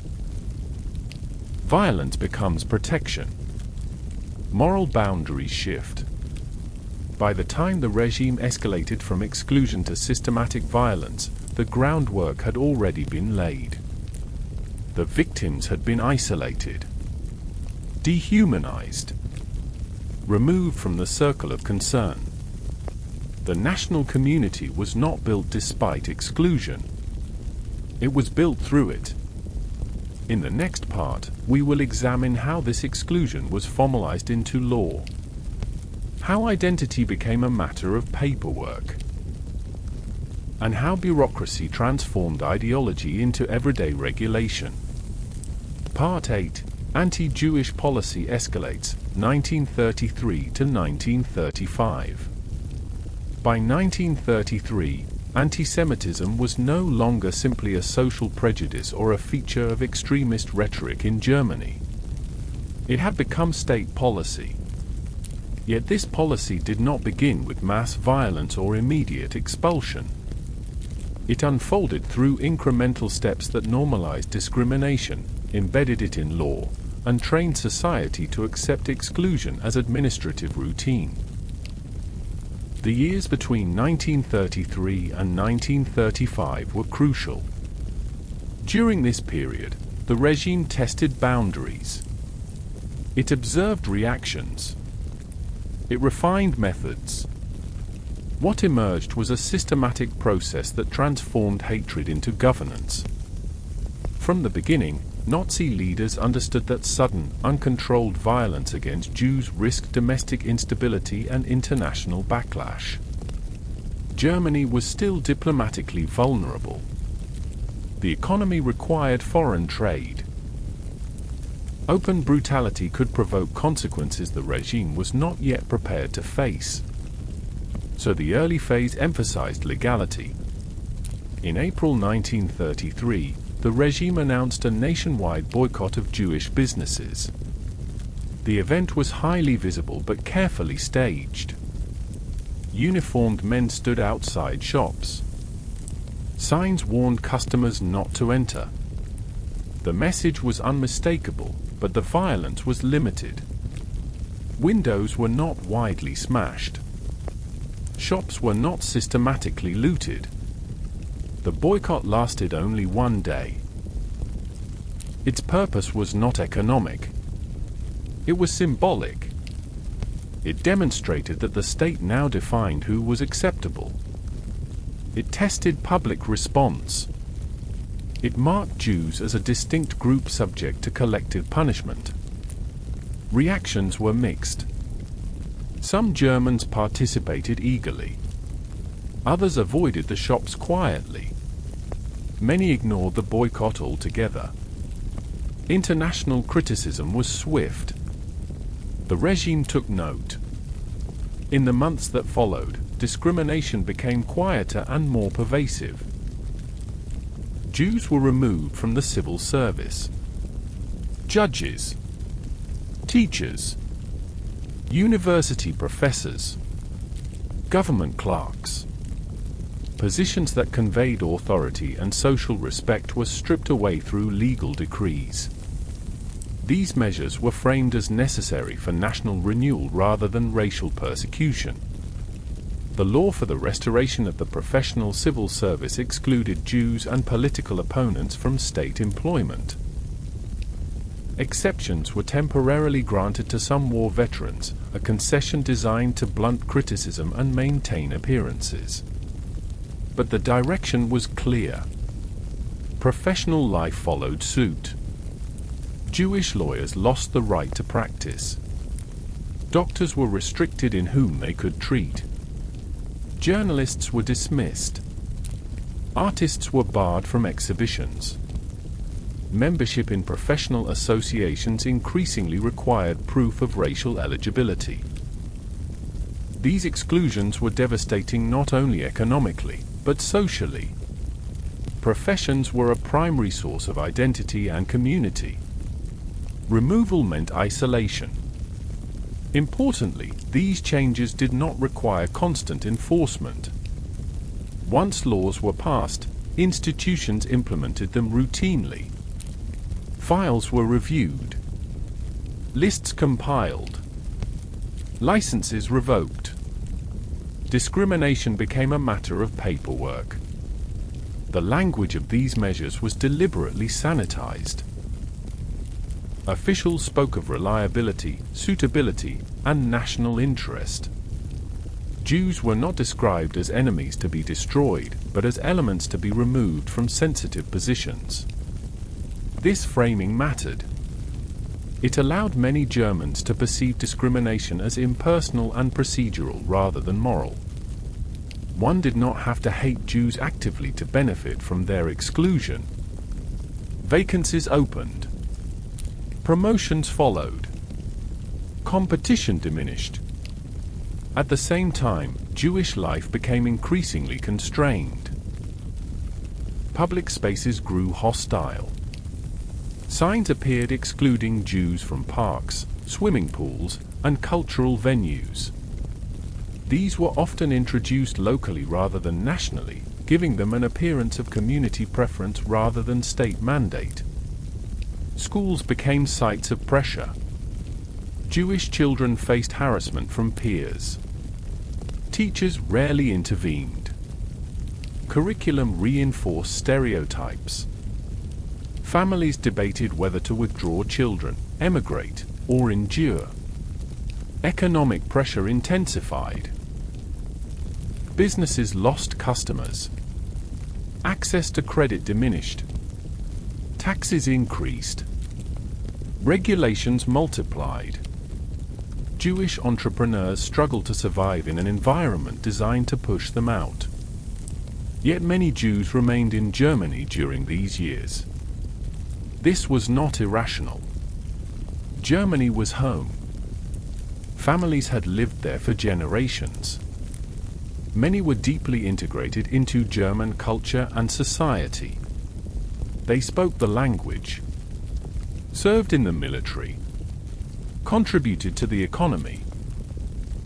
For many, the idea that the state would ultimately seek their destruction was unimaginable. They hoped conditions would stabilize, that moderation would return, that international pressure would force change, that this was a phase. The regime exploited this hope. Rather than expelling Jews outright, it sought to make life increasingly untenable. Emigration was encouraged but obstructed. Jews were allowed to leave, but often only after surrendering assets and navigating complex regulations. Exit became an ordeal. This served multiple purposes. It reduced the Jewish population. It enriched the state. It reinforced the message that Jews did not belong. Public discourse hardened. Newspapers published inflammatory articles. Films portrayed Jews as parasites and manipulators. Educational materials reinforced racial stereotypes. Children absorbed these messages early. Crucially, anti-Semitism was framed as scientific. The regime promoted racial theory as objective truth. Charts, measurements, and classifications were used to present ideology as biology. Jewishness was defined not by belief or behavior, but by ancestry. This shift was profound. It meant that conversion, assimilation, or patriotism offered no protection. Identity became fixed and inheritable. Belonging was no longer a matter of loyalty, but of blood. By 1935, this logic demanded formalization.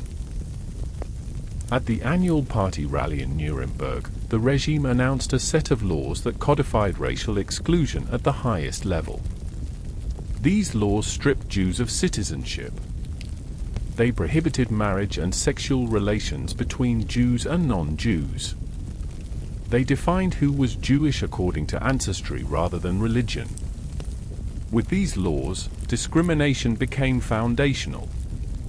Jews were no longer citizens with rights. They were subjects without political protection. Their legal status was fundamentally altered. The significance of this cannot be overstated. Citizenship is the basis of rights. Remove it, and legal recourse disappears. Violence becomes easier when the law no longer recognizes the victim as a full member of society. These laws also extended the regime's reach into private life. Relationships were regulated. Families were scrutinized. Genealogies were examined. Love became subject to state approval. Enforcement required bureaucracy. Offices were created to classify individuals. Forms were issued. Proof was demanded. Identity became something to be documented and verified. This process affected not only Jews, but the entire population. Everyone was now subject to racial categorization. The state claimed authority over lineage itself. Compliance varied. Some Germans supported these measures enthusiastically. Others expressed discomfort privately but complied publicly. Many adjusted without protest. The absence of widespread resistance was not due to ignorance. People saw what was happening. They simply did not see it as their fight, or they feared the consequences of involvement. This period also marked a psychological turning point. Jews were increasingly isolated. Friendships ended. Professional relationships dissolved. Social invitations ceased. Not always out of hatred, but out of fear. Isolation deepened vulnerability. By the end of 1935, Jewish life in Germany had been fundamentally transformed. Legal equality was gone. Economic security was eroding. Social integration had collapsed. The path forward narrowed dramatically. Yet mass violence had not yet begun. This is one of the most disturbing aspects of this phase. The groundwork for future atrocities was laid not through chaos, but through order. Through laws, regulations, and procedures. Through normalization. When discrimination becomes routine, escalation becomes possible. In the next part, we will examine how these racial laws expanded and hardened. How bureaucratic classification became more detailed. And how the regime moved from exclusion toward open, organized violence. Part 9: The Nuremberg Laws and Racial Bureaucracy. By 1935, anti-Semitic policy in Nazi Germany had already reshaped daily life. Jews had been excluded from professions, pushed out of public spaces, and isolated socially. Yet discrimination, however pervasive, still operated within a legal gray zone. Jews were marginalized, but not yet formally expelled from the body of the nation. That ambiguity ended in September 1935. At the annual Nazi Party rally in Nuremberg, the regime unveiled a set of laws that transformed ideology into constitutional reality. These laws did not merely regulate behavior. They redefined identity itself. They answered a question the regime considered fundamental: who belonged to Germany and who did not. The answer was delivered through law, paperwork, and classification. The Nuremberg laws consisted primarily of two core statutes. The first stripped Jews of German citizenship. The second criminalized marriage and sexual relations between Jews and non-Jews. Together, they created a legal architecture that turned racial ideology into enforceable policy. The language of these laws was deliberately restrained. They did not use inflammatory rhetoric. They spoke of protection, purity, and national honor. This legal tone was essential. It allowed the regime to present radical exclusion as reasonable governance rather than persecution. The first law, the Reich Citizenship Law, created a distinction between citizens and subjects. Citizenship was reserved for those of German or related blood who demonstrated loyalty to the state. Jews were reclassified as subjects, people who lived under German authority but possessed no political rights. This was not a symbolic change. Citizenship was the foundation of legal protection. Without it, Jews could not vote, hold office, or claim equal treatment under the law. Their status became conditional and revocable. The second law, the law for the protection of German blood and German honor, reached deeply into private life. It prohibited marriages between Jews and non-Jews. It criminalized sexual relationships between them. It barred Jewish households from employing non-Jewish women under a certain age. Even the display of national symbols by Jews was forbidden. These measures were framed as safeguarding morality and national integrity. In practice, they legalized intrusion into the most intimate aspects of human existence. What made these laws especially powerful was not only what they prohibited, but what they required next. Enforcement demanded definition. Who, exactly, was Jewish? Religion was insufficient. Many Jews were secular. Some had converted. Some had intermarried.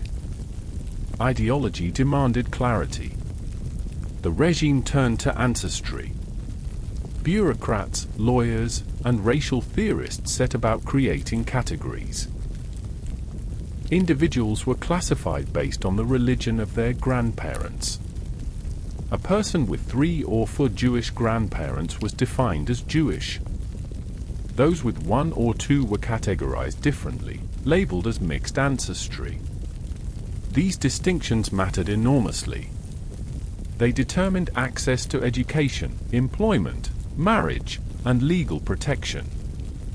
They shaped the future of families and children. Identity became a matter of genealogy. To implement this system, the state expanded its bureaucratic apparatus. Offices were established to verify ancestry. Birth certificates, marriage records, and church documents were examined. People were required to produce proof of descent. This process reached far beyond Jewish communities. Non-Jewish Germans were also compelled to document their lineage to demonstrate eligibility for certain positions or privileges. Racial classification became a universal administrative reality. The impact was profound. Family histories were scrutinized. Secrets surfaced. Rumors spread. Individuals who had lived as Germans for generations suddenly found their identity questioned. Belonging was no longer self-defined. It was assigned. The regime framed this system as objective and scientific. Charts, forms, and categories gave the appearance of precision. In reality, the classifications were arbitrary and often inconsistent. But bureaucracy does not require logic to function. It requires compliance. Most institutions complied. Courts enforced the laws. Civil servants processed paperwork. Employers dismissed workers. Universities expelled students. Churches cooperated by providing records. Resistance was rare and isolated. For Jews, the consequences were immediate and severe. Intermarried couples were torn apart. Relationships were criminalized retroactively. Children were stigmatized. Families lived under constant scrutiny. Fear of denunciation increased. Social isolation intensified. Non-Jewish friends distanced themselves, often out of fear rather than conviction. public spaces became more hostile. Insults and harassment increased. Violence, though not yet systematic, became more visible. The laws also created a hierarchy within exclusion. Not all Jews were treated identically. Those classified as mixed ancestry occupied a precarious middle ground. Some were temporarily exempt from certain restrictions. Others were not. These distinctions created confusion and false hope. The regime exploited this ambiguity. By offering limited exceptions, it encouraged compliance. People sought special status. They petitioned authorities. They argued their case. This individualized struggle fragmented potential solidarity. Survival became personal rather than collective. At the same time, the laws reinforced the regime's broader vision of the national community. By defining who did not belong, they clarified who did. Racial identity became a source of pride and reassurance for those included. Propaganda reinforced this message relentlessly. Newspapers celebrated racial purity. Schools taught children to recognize difference. Youth organizations instilled notions of biological destiny. The language of science masked the reality of exclusion. Importantly, many Germans accepted these laws not because they actively desired harm, but because they viewed them as stabilizing. After years of chaos, the regime appeared to be imposing order. Rules were clear. Boundaries defined. This perception mattered. When discrimination is framed as regulation, it feels less violent. When exclusion is framed as protection, it feels justified. The Nuremberg laws achieved this reframing with chilling effectiveness. International reaction was mixed. Some governments criticized the laws. Others expressed concern privately. Few acted decisively. Economic and diplomatic interests often took precedence. The regime interpreted this restraint as permission. Within Germany, opposition was minimal. Some church leaders expressed unease. A handful of individuals protested quietly. But there was no mass resistance. The laws passed without significant disruption. This absence of protest did not mean universal approval. It meant resignation, fear, calculation. Many Germans simply adjusted. The removal of Jews from public life created opportunities. Jobs opened. Apartments became available. Competition diminished.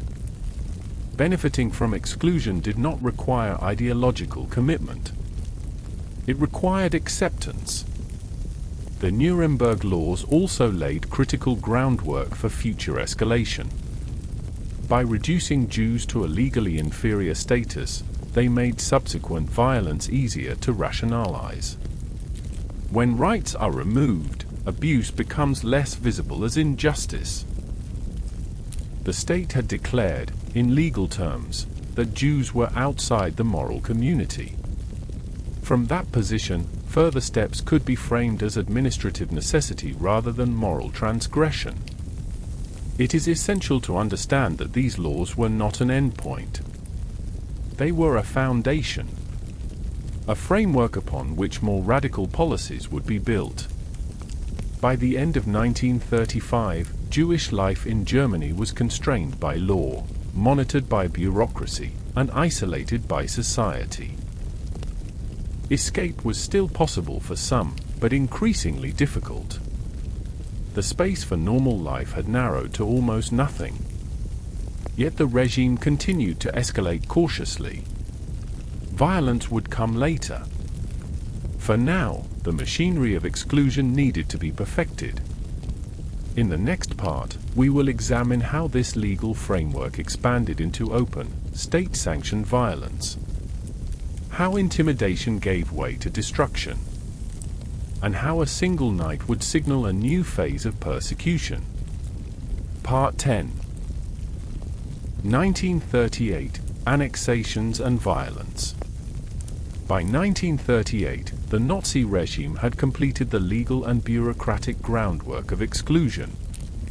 Jews had been stripped of citizenship, isolated socially, and classified by ancestry. Political opposition was gone. Terror had been normalized. What remained was a question of direction. Would the regime continue to contain its radicalism within legal boundaries, or would it move openly into violence? The answer arrived in stages, and it arrived decisively. The year 1938 marked a turning point not only in domestic policy, but in the regime's understanding of its own power. Until this point, the leadership had moved cautiously, testing limits, gauging reactions, retreating when necessary. In 1938, restraint began to fall away. The regime discovered that it could act aggressively abroad and brutally at home with little effective resistance. This realization changed everything. The first major event of the year was the annexation of Austria. For decades, many Germans and Austrians had supported the idea of unification. The Treaty of Versailles had forbidden it, but the sentiment remained. When German troops entered Austria in March 1938, they met little resistance. Crowds gathered. Celebrations erupted. The annexation was later ratified through a heavily controlled plebiscite. For the regime, this was a triumph. It validated expansionist ambition. It demonstrated that international agreements could be violated without immediate consequence. It also revealed something else. Violence against Jews could now be unleashed openly. In Austria, anti-Semitic policies were implemented with shocking speed and intensity. Jewish citizens were publicly humiliated, forced to scrub streets, expelled from homes, beaten in full view of cheering crowds. Property was seized. Businesses were taken over. Violence was not hidden. It was performative. This brutality was not accidental. Austrian Jews had not experienced the same gradual legal exclusion as German Jews. When Nazi rule arrived, it arrived all at once. The result was chaos and terror. German authorities observed closely. What they saw was instructive. Violence did not provoke international intervention. Domestic approval was widespread. The message was clear. Open brutality was possible. Throughout 1938, pressure on Jews within Germany intensified dramatically. Legal discrimination gave way to forced dispossession. Jews were required to register property and assets. Businesses were systematically transferred to non-Jewish ownership at far below market value. This process, often described as forced transfer, was state-organized theft. Families lost livelihoods overnight. Savings were frozen. Economic survival became nearly impossible. At the same time, Jews were excluded from schools, cultural institutions, and public life entirely. The remaining space for normal existence vanished. Emigration became both urgent and increasingly difficult. Foreign countries restricted immigration. Exit taxes drained resources. Bureaucratic obstacles multiplied. Desperation spread. In November 1938, the regime crossed a threshold that could not be reversed. A German diplomat was assassinated in Paris by a young Jewish refugee whose family had been expelled from Germany. The regime seized upon the event as justification for a nationwide campaign of violence. What followed was not spontaneous outrage. It was coordinated destruction. Across Germany and annexed territories, Jewish homes, businesses, and places of worship were attacked. Windows were shattered. Buildings burned. Shops looted. Thousands of Jewish men were arrested and sent to camps. Violence unfolded openly, in full view of neighbors and authorities. Police did not intervene to stop the attacks. They intervened to manage them. Fire brigades protected surrounding property but allowed targeted buildings to burn. Looting by non-Jews was discouraged only to preserve order, not to protect victims. The message was unmistakable. Jews were no longer merely excluded. They were vulnerable. The aftermath was equally revealing. Jewish communities were fined collectively for the damage inflicted upon them. Insurance payouts were confiscated by the state. Responsibility was inverted. Victims were blamed. For many Germans, this was a moment of reckoning. The violence was too large to ignore, too visible to rationalize as rumor. Some expressed shock. Others expressed satisfaction. Many remained silent. Silence mattered. The absence of mass protest was interpreted by the regime as approval or at least acceptance. The leadership concluded that the population was prepared for radical solutions. From this point forward, Jewish life in Germany was effectively destroyed. Remaining businesses were closed. Children were barred from education. Families were forced into crowded housing. Survival became precarious. The violence of November 1938 also signaled a shift in the regime's internal dynamics. Radical elements gained influence. Moderating voices lost credibility. Brutality became policy rather than excess. At the same time, the regime continued to expand beyond Germany's borders. The annexation of Austria was followed by territorial demands elsewhere. Each success reinforced confidence. Each concession from foreign powers emboldened further aggression. This combination of external expansion and internal radicalization was not coincidental. War and persecution fed one another. Expansion created new populations to control. Violence at home hardened resolve abroad. By the end of 1938, the regime had crossed a moral and strategic line. The question was no longer whether Jews belonged in Germany. That question had been answered. The question now was what would be done with them. Legal exclusion had failed to remove Jews entirely. Emigration was slow and incomplete. The regime began to consider more radical solutions. The same applied to other targeted groups. Disabled individuals faced escalating institutionalization. Roma communities were increasingly confined. Political prisoners filled camps. Violence became normalized as a tool of governance. 1938 shattered any remaining illusion that Nazi policy could stabilize a discrimination alone. The system had revealed its trajectory. It is important to understand that this escalation did not require universal fanaticism. It required acquiescence. The regime acted because it believed it could. The year closed with Germany transformed. Expansion had been rewarded. Violence had been tolerated. Bureaucracy had adapted. Society had adjusted.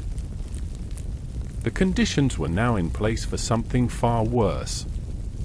In the next part, we will move beyond Germany's borders and into war. We will examine how invasion and occupation accelerated brutality, how conquest reshaped policy, and how the machinery of persecution expanded across Europe. Part 11, War begins, Poland and occupation, 1939. The invasion of Poland in September 1939 marked a decisive rupture. Until this moment, Nazi Germany had pursued expansion through a combination of intimidation, diplomacy, and selective violence. War changed the scale, the tempo, and the moral boundaries of the regime. What had been practiced internally was now exported. What had been tested in fragments was now applied systematically. War did not simply accompany persecution. It accelerated it. Germany's attack on Poland was sudden and overwhelming. It was presented domestically as an act of self-defense, framed around fabricated incidents and claims of provocation. The narrative was familiar. Germany was surrounded, threatened, forced to act.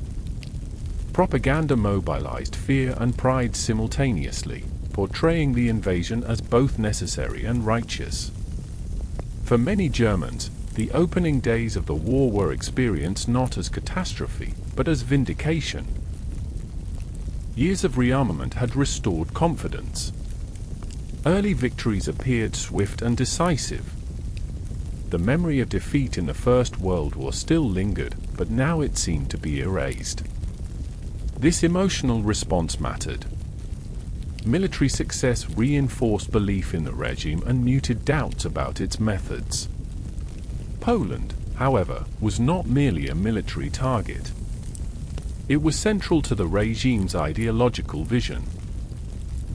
Nazi leadership viewed Poland not as a sovereign nation, but as territory to be conquered, reorganized, and exploited. Its population was not to be integrated, but controlled and reduced. From the outset, the invasion was accompanied by extreme violence against civilians. German forces did not limit themselves to military objectives. Towns were bombed, villages destroyed, civilians were shot. These acts were not isolated excesses. They reflected orders that framed large segments of the population as hostile by definition. Polish political leaders, intellectuals, clergy, and professionals were targeted deliberately. The goal was decapitation. Remove the leadership. Destroy cultural institutions. Prevent organized resistance before it could form. Arrests began immediately. Lists had been prepared in advance. Teachers, lawyers, priests, and community figures were rounded up. Many were executed. Others were imprisoned or deported. This was not chaos. It was planning. The occupation that followed was brutal and hierarchical. Poland was divided administratively. Some regions were annexed outright. Others were placed under colonial-style governance. Law was replaced with decree. Rights vanished overnight. The Polish population was subjected to forced labor, displacement, and terror. Food was requisitioned. Property seized.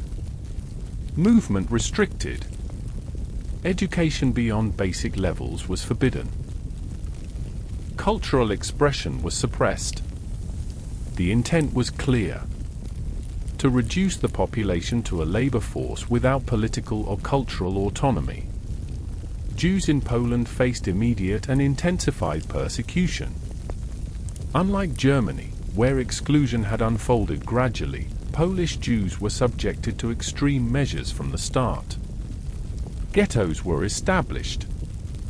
Families were forced into overcrowded districts. Conditions were appalling. Hunger, disease, and despair were constant. These ghettos were not accidental. They were tools of control and dehumanization. By concentrating Jewish populations, the regime isolated them physically and psychologically. The rest of society was encouraged to see ghettos as necessary containment rather than cruelty. Within ghettos, daily life became a struggle for survival. Food rations were minimal. Medical care was scarce. Sanitation was inadequate. Mortality soared. Yet even under these conditions, communities attempted to maintain some semblance of life. Schools operated clandestinely. Cultural activities persisted quietly. Mutual aid networks formed. These acts of resilience existed alongside relentless suffering. German authorities exploited ghettos economically. Forced labor became routine. Factories operated with imprisoned workers. Children and the elderly were often deemed useless and left to perish. The occupation also introduced new methods of violence. Mobile killing units accompanied advancing forces. Their task was to eliminate perceived threats behind the front lines. Political opponents. Intellectuals. Jews. Roma. Anyone labeled dangerous or undesirable. These killings were often conducted publicly. Mass shootings. Bodies left as warnings. Terror was not hidden. It was instructional. For German soldiers and administrators, this environment normalized brutality. Exposure to violence was constant. Dehumanization was institutionalized. Orders framed killing as duty. Language stripped victims of individuality. This normalization mattered deeply. When violence becomes routine, moral barriers erode. Acts that once seemed unthinkable become procedural. The line between soldier and executioner blurs. The occupation of Poland also served as a laboratory. Policies were tested. Structures refined. Personnel trained. Methods adjusted. What was implemented in Poland would later be expanded across Europe. It is crucial to understand that this escalation did not occur despite bureaucracy. It occurred through it. Civil servants managed deportations. Planners organized resettlements. Accountants tracked confiscated assets. Lawyers drafted regulations. Teachers rewrote curricula. Every aspect of occupation required administration. This involvement spread responsibility. At home, German society was largely shielded from the worst realities. News from the front was filtered. Atrocities were minimized or justified. The narrative emphasized order and necessity. The suffering of occupied populations was either ignored or framed as deserved. This distance enabled complicity. For many Germans, the war initially brought material improvement. Employment increased. Industries expanded. Consumer goods were scarce, but stability returned. Rationing was manageable in the early years. Victories created confidence. The connection between these benefits and the suffering of others was obscured. As the war expanded, so did the regime's ambitions. Poland was only the beginning. Conquest created new possibilities. New populations. New resources. New problems. One of those problems was scale.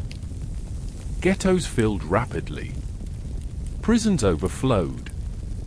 Camps expanded. The number of people deemed undesirable grew. The system of exclusion and containment strained under its own weight. This pressure would drive further radicalization. At the same time, resistance emerged. Polish underground networks formed quickly. Sabotage occurred. Intelligence flowed to the Allies. Reprisals were swift and severe. Collective punishment became routine. Entire communities were targeted for the actions of individuals. This cycle of resistance and repression hardened attitudes. Violence fed violence. Empathy diminished further. By the end of 1939, the nature of Nazi rule had fundamentally changed. It was no longer confined to Germany. It was imperial, colonial, explicitly violent. The occupation of Poland revealed the regime's capacity for destruction on a massive scale. It also revealed its willingness to deploy that capacity without restraint. What began as a war of conquest became a war of annihilation. In the next part, we will examine how occupation expanded across Europe, how economic exploitation and forced labor reshaped societies, and how the idea of a new order justified unprecedented brutality. Part 12: The New Order in Europe. By 1940, Nazi Germany no longer governed only Germany and occupied Poland. It presided over a rapidly expanding empire stretching across much of Europe. Military victories in the west and north reshaped the continent with stunning speed. France fell. The Low Countries were occupied. Scandinavia was drawn into the conflict. What emerged was not a uniform system of rule, but a hierarchy of domination tailored to ideology, resources, and perceived usefulness. The regime called this arrangement the New Order. The phrase suggested stability, renewal, and rational organization. In reality, it described a system built on exploitation, coercion, and racial hierarchy. The New Order was not designed to integrate Europe. It was designed to extract from it. At the top of this hierarchy stood Germany itself, along with a small circle of favored populations deemed racially acceptable or politically cooperative. Below them were occupied societies whose role was to supply labor, food, raw materials, and strategic advantage. At the bottom were those marked for permanent exclusion or destruction. This structure was not improvised. It was ideological. Nazi leadership viewed Europe not as a collection of sovereign nations, but as a space to be reordered according to racial and economic priorities. Borders were redrawn. Governments dismantled or subordinated. Legal systems replaced with decrees. The rule of law gave way to rule by occupation. Each region experienced this differently. In Western Europe, occupation was often framed as administrative and orderly. Existing bureaucracies were retained where useful. Collaborationist governments were installed. Daily life continued with constraints. This outward calm was intentional. The regime sought to minimize disruption in regions it considered economically valuable and politically sensitive. In Eastern Europe, the approach was far more brutal. Populations were subjected to displacement, starvation, and mass violence. Territories were treated as colonial possessions. Human life was expendable. This contrast was not hypocrisy. It was design. The New Order depended on economic exploitation. Occupied countries were stripped of resources to fuel the German war economy. Food was requisitioned. Factories were commandeered. Infrastructure was repurposed. Entire economies were redirected toward German needs. This extraction created shortages across occupied Europe. Civilians faced hunger, inflation, and deprivation. Black markets flourished. Survival became a daily negotiation. Forced labor became central to this system. As German men were mobilized for the military, labor shortages at home intensified. The solution was coerced labor from occupied territories. millions of civilians were deported or compelled to work under harsh conditions. They labored in factories, farms, mines, and construction sites. Working conditions were brutal. Hours were long. Food was inadequate. Discipline was severe. Punishments were arbitrary. Many died from exhaustion, malnutrition, or abuse. The racial hierarchy shaped treatment. Workers from Western Europe were sometimes treated marginally better than those from the East. Eastern workers were subjected to stricter controls, poorer rations, and harsher discipline. Dehumanization was explicit. These workers were visible in German cities and towns. They wore identifying badges. They were segregated. Contact with Germans was restricted. Relationships were forbidden and punished severely. The presence of forced labors exposed ordinary Germans to the realities of occupation. Yet this exposure did not necessarily produce empathy.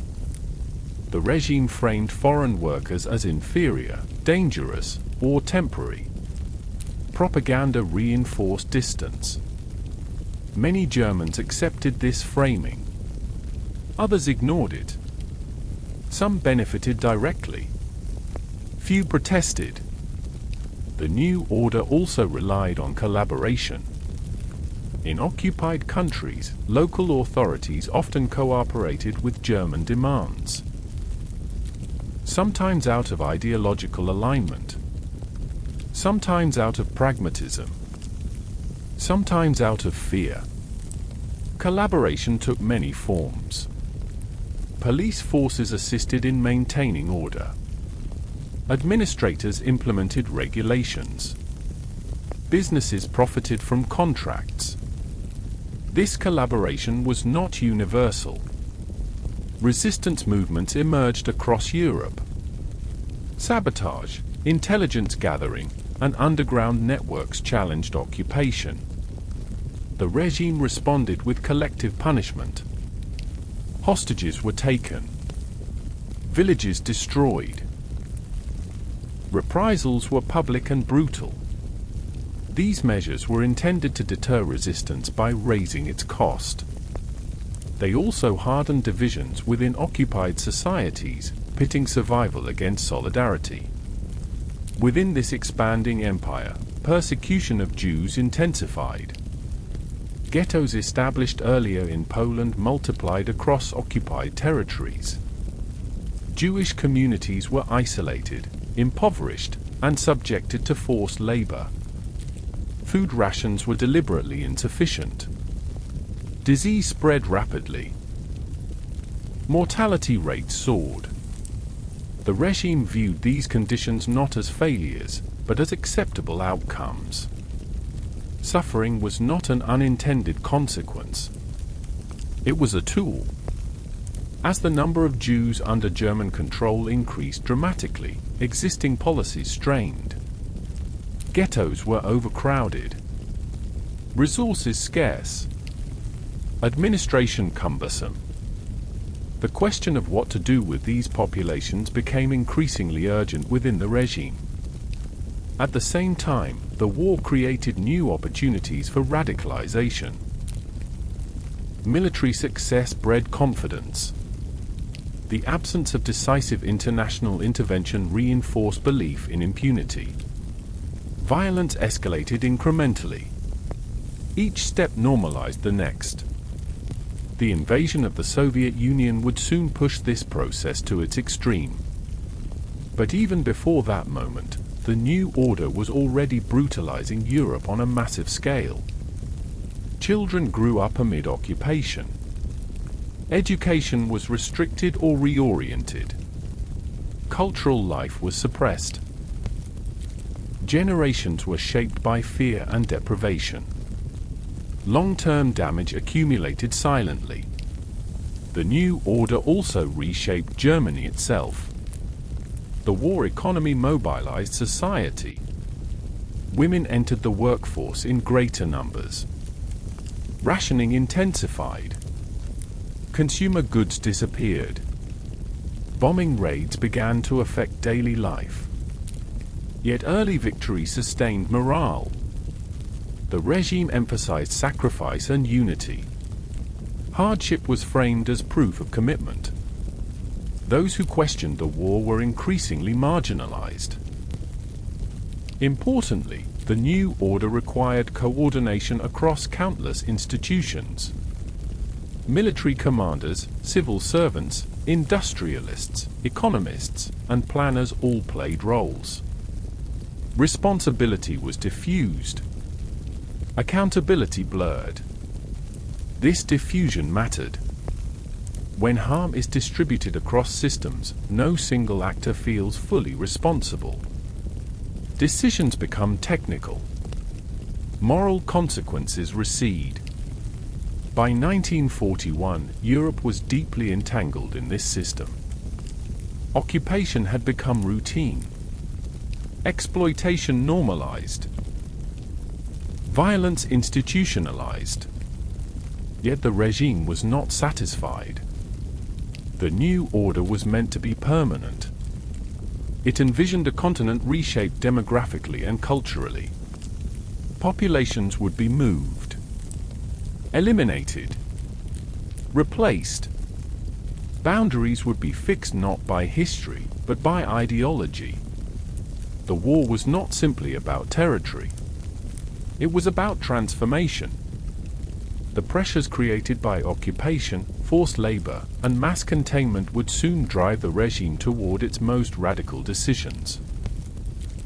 The system of exclusion and exploitation had reached a point where incremental brutality was no longer sufficient.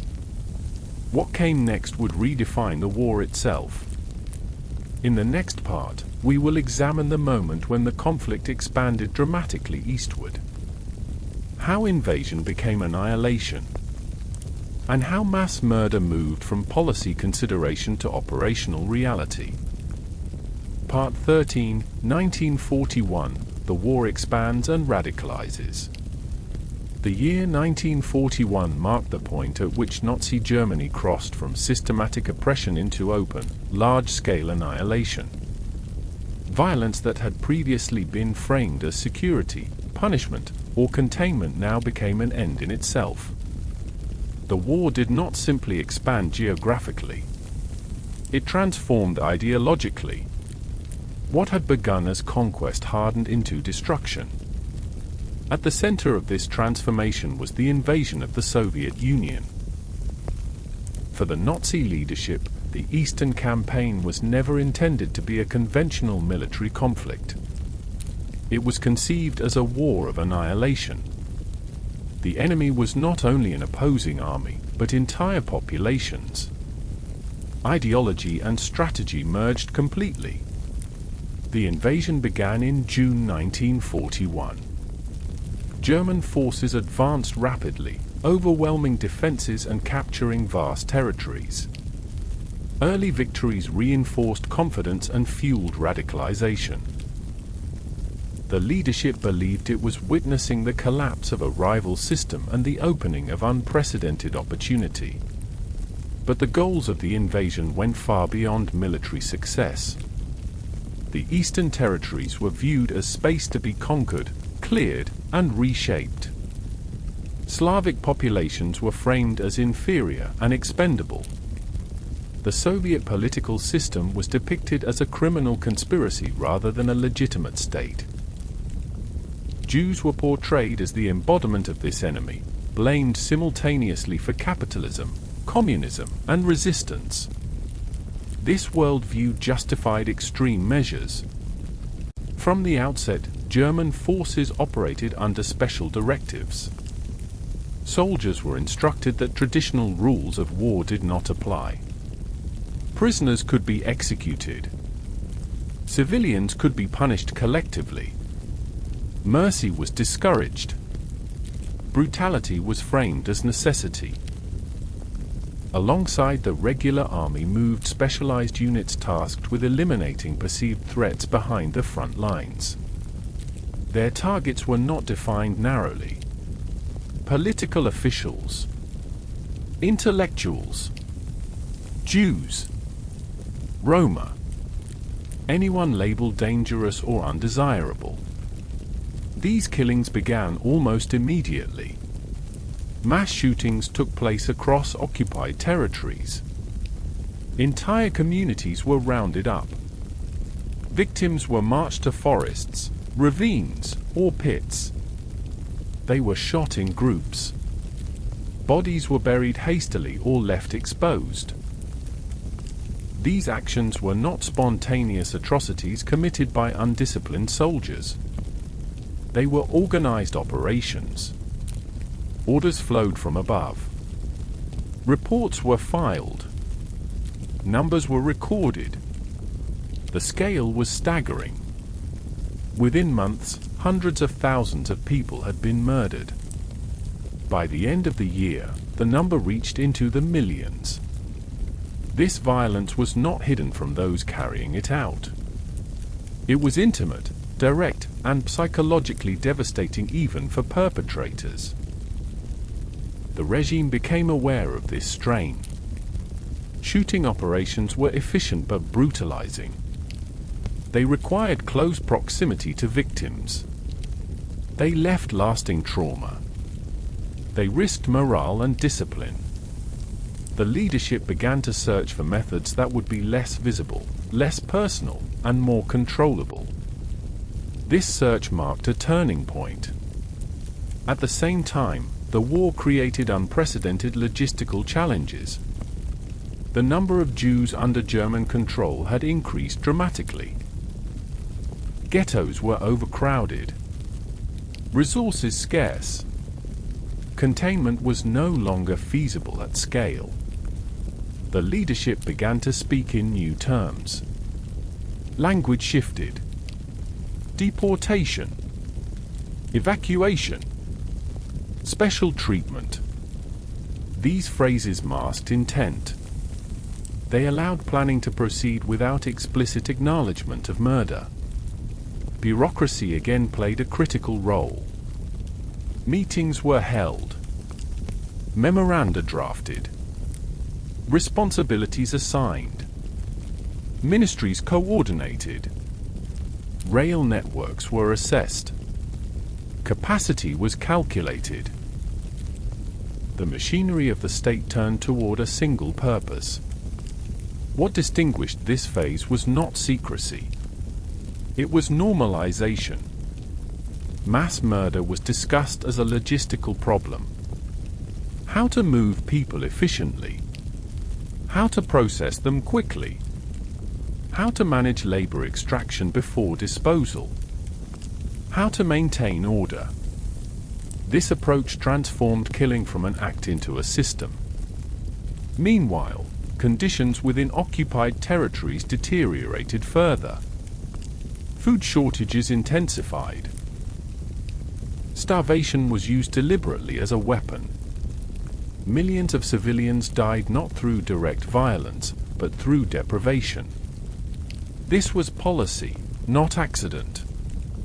The regime viewed large segments of the population as surplus. Feeding them was considered unnecessary. Resources were redirected toward the war effort and favored populations. Hunger became a tool of control and elimination. The Eastern Front also radicalized German society itself. Casualty lists grew. Families mourned. Bombing raids on German cities began to increase. The war was no longer distant.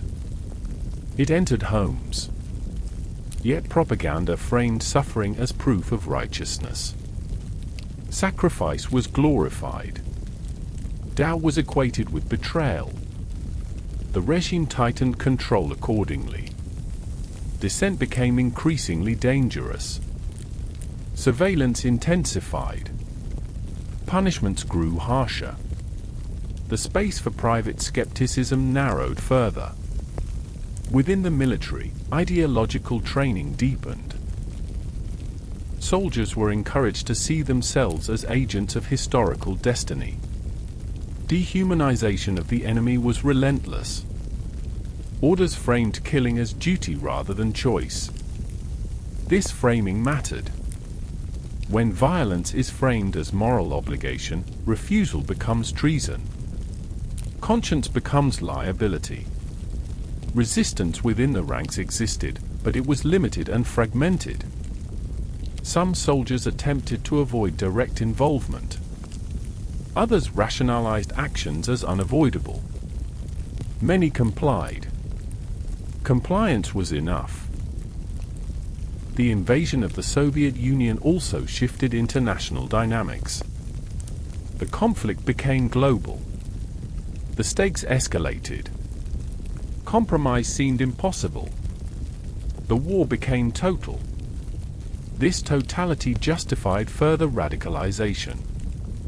By late 1941, the regime had crossed a threshold. The question was no longer whether Jews and other targeted groups would survive the war. It was how quickly and efficiently they could be eliminated. The machinery was not yet complete. Killing centers were still being developed.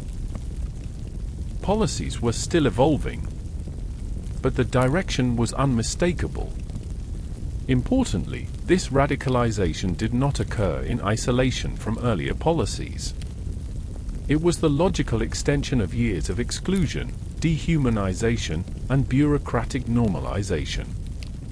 Each previous step had narrowed the moral field. The invasion did not create genocidal intent. It unleashed it. For those living under occupation, the consequences were catastrophic. Communities vanished. Cultures were destroyed. Landscapes became graveyards. Survivors carried trauma that would endure for generations. For German society, the consequences were more subtle but no less profound. Participation, whether active or passive, bound millions to the regime's crimes. Silence became complicity. Distance became illusion.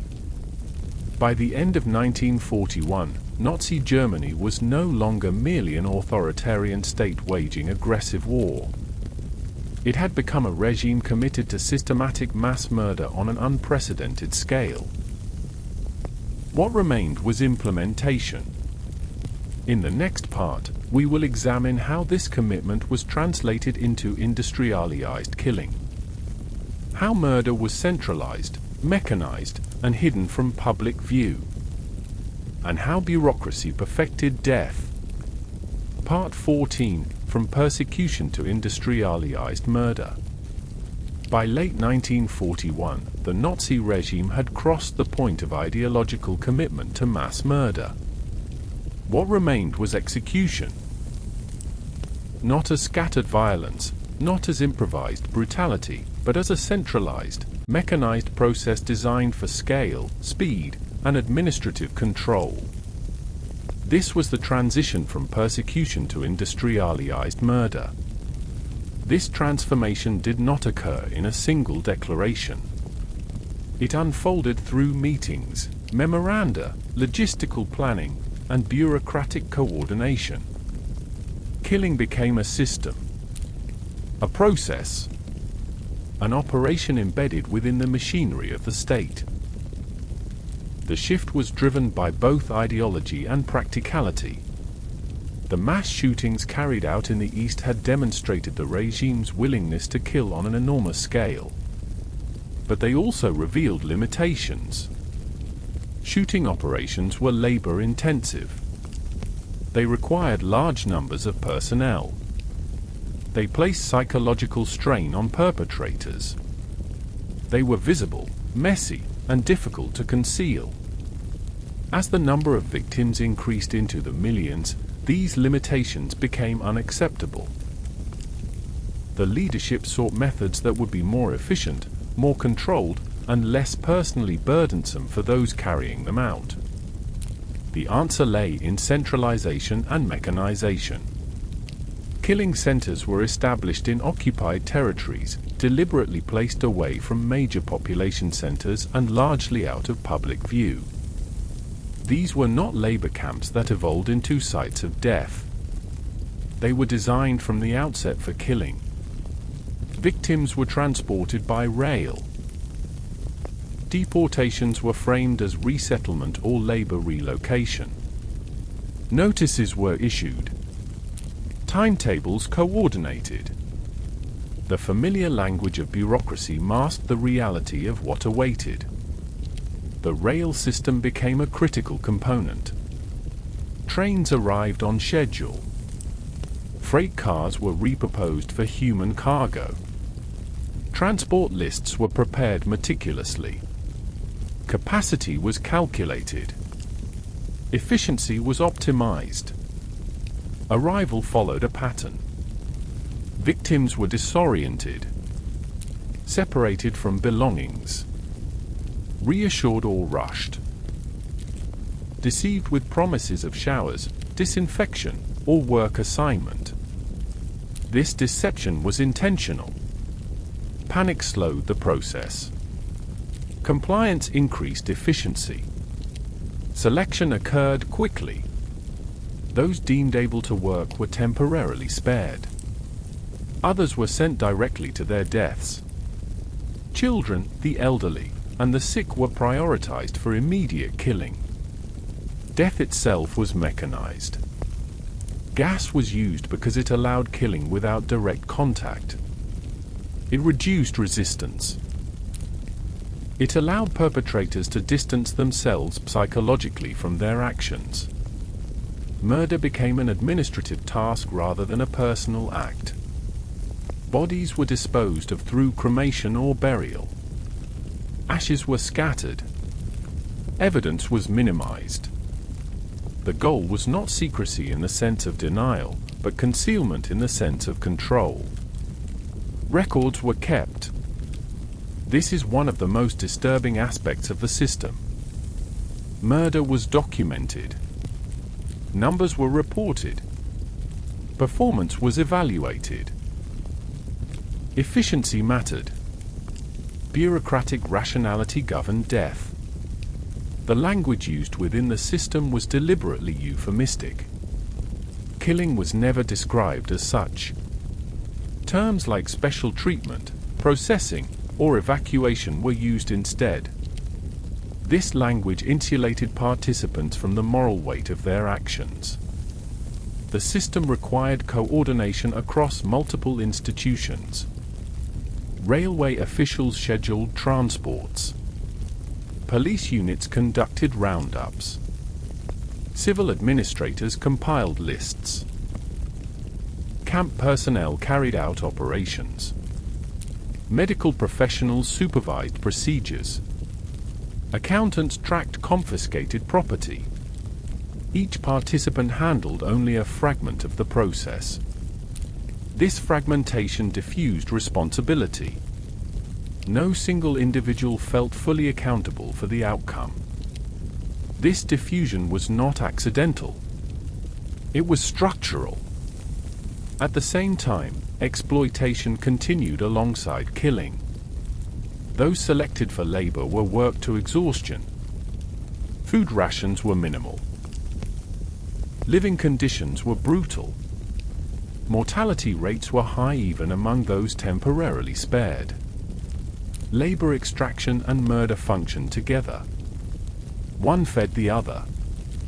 As killing centers expanded operations, they drew victims from across Europe. Ghettos were emptied. Communities erased. Deportations accelerated. The scale increased relentlessly. Information about these killings circulated in fragments. Rumors spread. Reports leaked. Allied governments received intelligence. Jewish organizations attempted to warn the world. Yet disbelief persisted.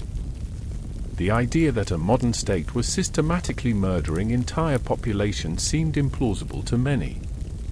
The scale defied comprehension. Even those who heard accurate reports struggled to accept them. Within Germany, knowledge was uneven. Some knew details. Others sensed something terrible without understanding specifics. Many chose not to ask. The regime relied on this ambiguity. Secrecy was enforced where necessary. Talking was dangerous. But the system did not require universal ignorance. It required enough silence to function. For perpetrators, psychological coping mechanisms varied. Some embraced ideology. Others relied on alcohol. Many compartmentalized. Routine dulled reaction. Over time, repetition normalized the unthinkable. The system was not efficient because its participants were monsters. It was efficient because it was bureaucratic. Bureaucracy does not ask why. It asks how. This industrialization of murder represented a fundamental break in human history. Killing was no longer episodic. It was continuous, programmatic, organized like production. Yet even this system was not static. It evolved. Methods were adjusted. Processes refined. The regime sought to optimize outcomes while minimizing disruption.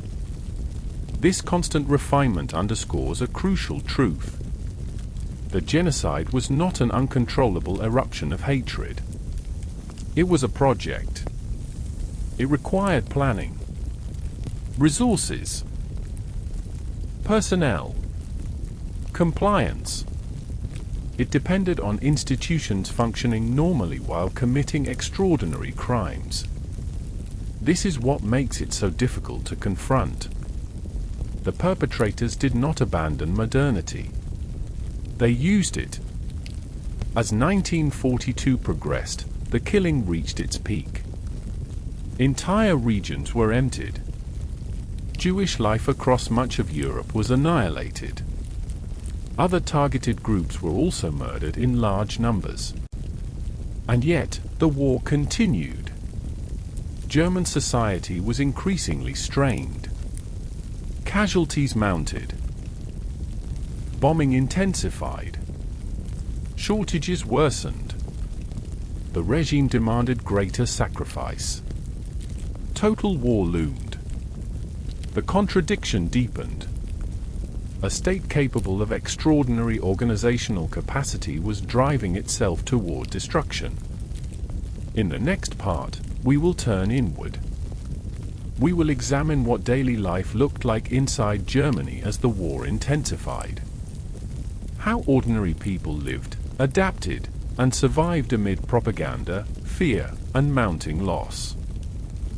Part 15: Life Inside Nazi Germany. While the machinery of war and mass murder expanded across Europe, daily life inside Germany continued. People woke up, went to work, stood in ration lines, raised children, and worried about the future. This coexistence of ordinary routine and extraordinary crime is one of the most unsettling aspects of Nazi Germany. The regime depended on it. Destruction abroad required stability at home. Life inside Germany during the war was shaped by contradiction. Public unity coexisted with private fear. Material improvement early on gave way to deprivation. Loyalty was demanded loudly, while doubt survived quietly. For most people, survival required adaptation. From the beginning of the war, the regime sought to manage morale carefully. Early military successes created a sense of momentum. Victories in Poland, Western Europe, and the early stages of the Eastern Campaign were celebrated relentlessly. Newspapers, radio broadcasts, posters, and newsreels emphasized triumph and inevitability. Defeat was unimaginable. This optimism mattered. It sustained public support and justified sacrifice. Work became central to identity. Factories expanded production. Labor shortages were filled with foreign workers and prisoners. German workers were praised as contributors to national survival. Productivity was framed as patriotism. At the same time, working conditions worsened. Hours lengthened. Pressure increased. Accidents became more common. Complaints were discouraged. Strikes were illegal. Grievances had no outlet. Rationing structured daily life. Food, clothing, fuel, and household goods were controlled. At first, rationing was manageable. Supplies were tight but sufficient. As the war dragged on, shortages deepened. Quality declined. Substitutes replaced staples. Meals became repetitive and sparse. Women bore much of this burden. They managed households under increasingly difficult conditions. They stood in queues, traded favors, preserved food, repaired clothing endlessly. The regime praised women as pillars of the home, even as it relied on their labor in factories and offices. Children grew up immersed in ideology. School curricula emphasized loyalty, obedience, and sacrifice. Youth organizations absorbed leisure time. Activities were framed as adventure and camaraderie, but discipline was strict. Individuality was discouraged. Authority was glorified. Parents navigated a delicate balance. Encouraging participation protected children socially. Expressing doubt could endanger them. Many families learned to separate public behavior from private conversation. Religion remained a source of comfort for some, but it was increasingly constrained. Churches were monitored. Sermons softened. Clergy avoided political topics. Those who spoke openly faced harassment or arrest. Faith survived, but cautiously. The presence of forced labors became a defining feature of German towns and cities. Foreign workers labored in factories, farms, and construction sites. They were visible but segregated, marked by clothing, restricted in movement, forbidden from forming relationships with Germans. Their presence was a daily reminder of the war's reach. Yet many Germans learned to look past them. The regime encouraged distance, portraying foreign workers as temporary, inferior, or dangerous. Dehumanization eased discomfort. As the war intensified, the home front became increasingly vulnerable. Allied bombing campaigns targeted industrial centers and cities. Air raid sirens interrupted daily routines. Families rushed to shelters. Nights were sleepless. Bombing transformed the war from an abstract concept into a lived reality. Neighborhoods were destroyed. Homes lost. Friends killed. The regime emphasized resilience. Suffering was framed as proof of commitment. Propaganda adjusted accordingly. When victories waned, narratives shifted. The enemy was brutal. The struggle was existential. Endurance was heroic. Any sign of weakness was betrayal. This messaging was reinforced through constant surveillance. Expressions of defeatism became punishable offenses. Complaints about rationing. Jokes about leadership. Comments about the war's progress. All could be reported. Fear reshaped speech. Many Germans withdrew emotionally. They focused on immediate concerns. Family. Work. Survival. The larger picture receded. Moral questions were postponed indefinitely. This withdrawal was not apathy. It was a coping mechanism. At the same time, the regime continued to offer rewards. Promotions. Privileges. Access to scarce goods. These incentives were often tied to loyalty and compliance. Advancement depended not only on competence, but on political reliability. This created a climate of quiet competition. People monitored themselves and others. Relationships became transactional. Trust eroded. Information was tightly controlled. News from the front was filtered. Losses were minimized. Atrocities were omitted or reframed. Many Germans sensed that the official narrative was incomplete, but reliable alternatives were scarce. Rumors circulated. Letters from soldiers hinted at brutality. Whispers passed quietly. Some chose not to listen. Others rationalized.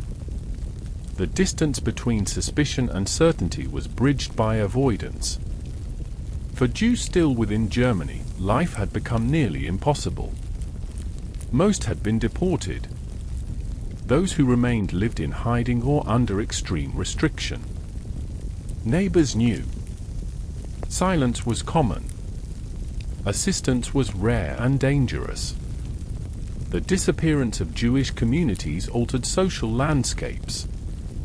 Familiar shops closed. Apartments changed hands. Absence became normal. This normalization mattered. As long as life continued, however strained, the regime could function. Collapse required not only military defeat, but internal disintegration.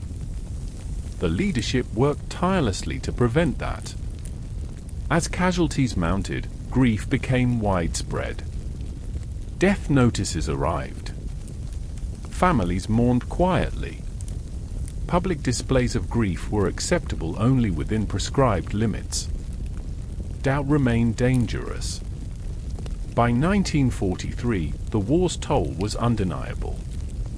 Military defeats accumulated. Bombing intensified.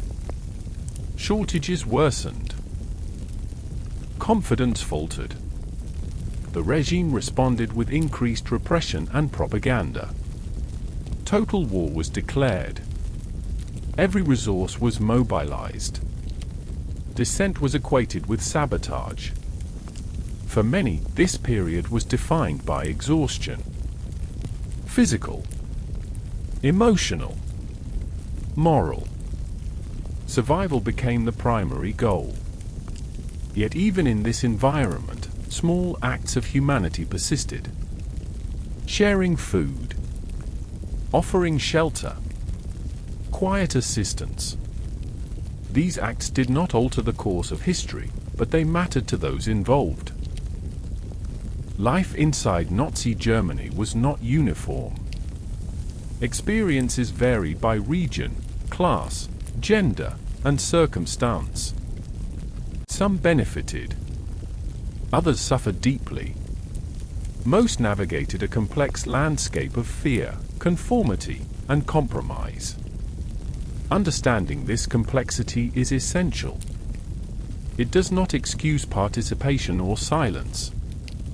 It explains how a society can continue functioning while participating in or tolerating immense violence. The regime depended on this functioning. As the war turned decisively against Germany, cracks widened. Confidence eroded. Control tightened. The distance between propaganda and reality became impossible to ignore.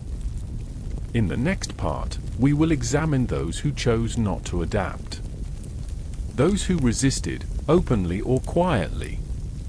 And why resistance was so difficult, dangerous, and rare. Part 16, Resistance and Dissent. Resistance in Nazi Germany has often been imagined as something dramatic and decisive. Secret plots. Sabotage. Assassination attempts. While such actions did occur, they were rare, fragmented, and extraordinarily dangerous. Most resistance took quieter forms. Small refusals. Private dissent. Acts that rarely altered outcomes, but carried immense personal risk. Understanding resistance requires understanding the environment in which it existed. By the time the war intensified, the Nazi state had perfected control. Political opposition had been eliminated. Independent institutions absorbed. Surveillance normalized. Terror internalized. The space for organized resistance had been systematically destroyed years earlier. This reality shaped every act of dissent. Those who resisted did so without protection, without reliable networks, and often without hope of success. The question was not whether resistance was morally justified. It was whether it was survivable. Organized resistance did exist, but it was limited. Communist networks attempted to operate underground after being banned, but they were heavily infiltrated. Arrests decimated leadership. Communication was dangerous. Many members were captured early and sent to camps. Social democratic resistance persisted in exile and in small clandestine groups, but inside Germany it faced similar obstacles. Surveillance was intense. Trust was difficult. Betrayal was common, sometimes under torture, sometimes out of fear. Religious opposition took cautious forms. Some clergy spoke against specific policies, particularly state interference in church affairs or the killing of disabled individuals. Sermons emphasized moral boundaries. Individual pastors and priests sheltered victims or protested quietly. These acts mattered, but they were constrained. Open confrontation risked immediate arrest. Churches themselves were under pressure. Leadership often chose institutional survival over open defiance. Youth resistance existed at the margins. Groups of young people rejected regimented conformity. They listened to forbidden music, wore distinctive clothing, met informally, mocked official culture. These acts were not coordinated political resistance, but they represented refusal. The regime treated such behavior harshly. Arrests, detention, public punishment. The goal was not only to discipline, but to deter imitation. Student resistance emerged in rare instances. Leaflets circulated calling for moral reckoning and an end to violence. Those involved were tracked, arrested, and executed swiftly. The message was clear. Thought itself could be lethal. Within the military, dissent took complex forms. Some officers opposed the regime ideologically. Others became disillusioned as the war progressed and defeat loomed. A small number participated in plots to remove leadership. These efforts faced enormous obstacles. Surveillance was constant. Loyalty was monitored. Failure meant death not only for participants, but often for their families. Assassination attempts occurred, but they failed. The regime responded with mass arrests and executions. Fear deepened. Networks collapsed. What united these diverse forms of resistance was isolation. Resistors could not rely on mass support. Public opposition was absent. Even sympathetic individuals hesitated to assist. The cost was too high. This isolation was not accidental. It was the result of years of deliberate fragmentation. By the time resistance emerged, society had been atomized. Trust was rare. Solidarity dangerous. Most dissent therefore occurred privately. People told jokes quietly, complained at home, avoided party meetings, helped victims discreetly. hid individuals briefly, shared food, passed warnings. These acts did not challenge the regime directly, but they preserved fragments of humanity. Such acts were risky. Harboring a victim, listening to foreign broadcasts, speaking critically. Each carried severe penalties. Yet thousands engaged in small defiance, often without identifying themselves as resistors. This raises an uncomfortable question. Why was resistance so limited? The answer lies not in moral failure alone, but in structure. The regime had dismantled opposition early. It had normalized terror. It had rewarded compliance. It had punished dissent disproportionately. Resistance was not merely discouraged. It was engineered to fail. Fear also mattered. Punishment was collective. Families were targeted. Neighbors implicated. The risk extended beyond the individual. Many who might have resisted chose silence to protect loved ones. There was also uncertainty. Information was fragmented. People did not always know the full extent of the crimes. Rumors circulated, but confirmation was rare. Some suspected the worst. Others rationalized. Many postponed judgment. Distance dulled urgency. Crimes occurred far away. Victims were dehumanized.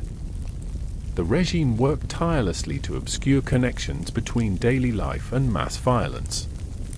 This distance allowed people to maintain psychological separation. Even those who knew often felt powerless. What could one person do against a total state at war? This sense of futility was one of the regime's greatest achievements. It is important to distinguish between resistance and opposition. Many Germans opposed aspects of the regime. They disliked rationing, feared bombing, resented interference, mourned losses. Opposition did not automatically translate into resistance. Acting required networks, resources, and willingness to risk everything. Most people lack these conditions. The rarity of resistance does not diminish its significance. It underscores its cost. Those who resisted knew they were unlikely to succeed. They acted anyway. Their motivations varied.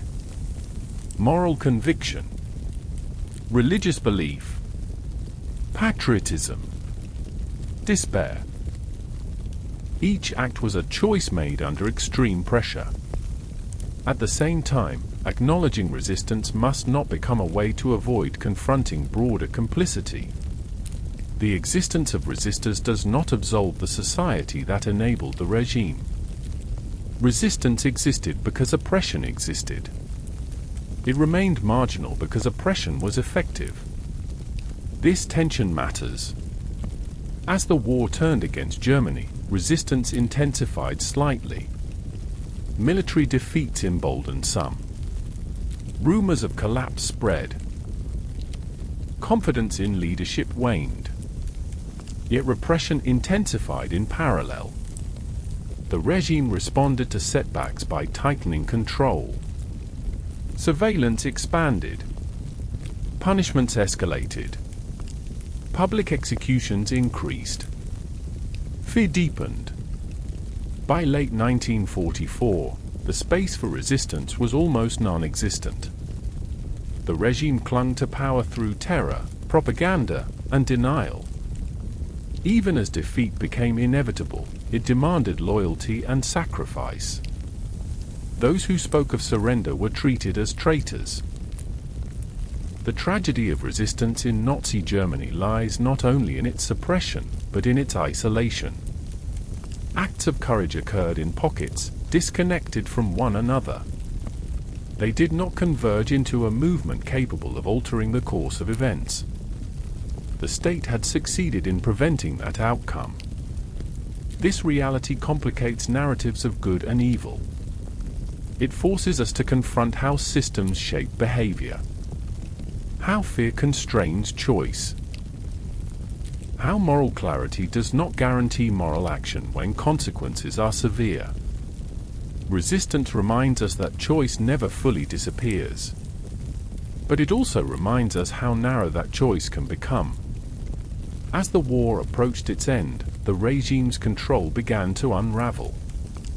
Bombing destroyed cities. Supply lines collapsed. Fronts crumbled. Authority weakened. In this collapse, new dynamics emerged. Desperation replaced confidence. Violence intensified. Atrocities multiplied even as defeat loomed. In the next part, we will examine this final phase. How turning points on the battlefield transformed the regime's behavior. How total war consumed everything. And how the path to defeat was marked by escalating destruction. Part 17, Turning Points, Stalingrad and Total War. By late 1942, the trajectory of the war had begun to shift decisively. For years, the Nazi regime had relied on rapid victories, momentum, and the appearance of inevitability.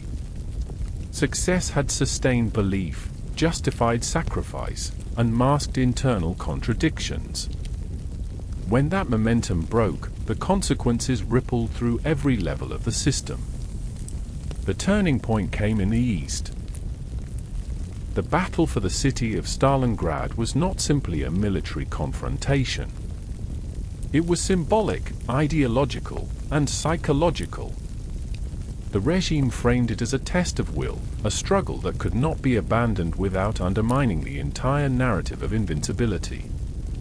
The city itself held little strategic value compared to the cost required to take it. Yet it bore the name of the enemy's leader. That alone elevated its importance.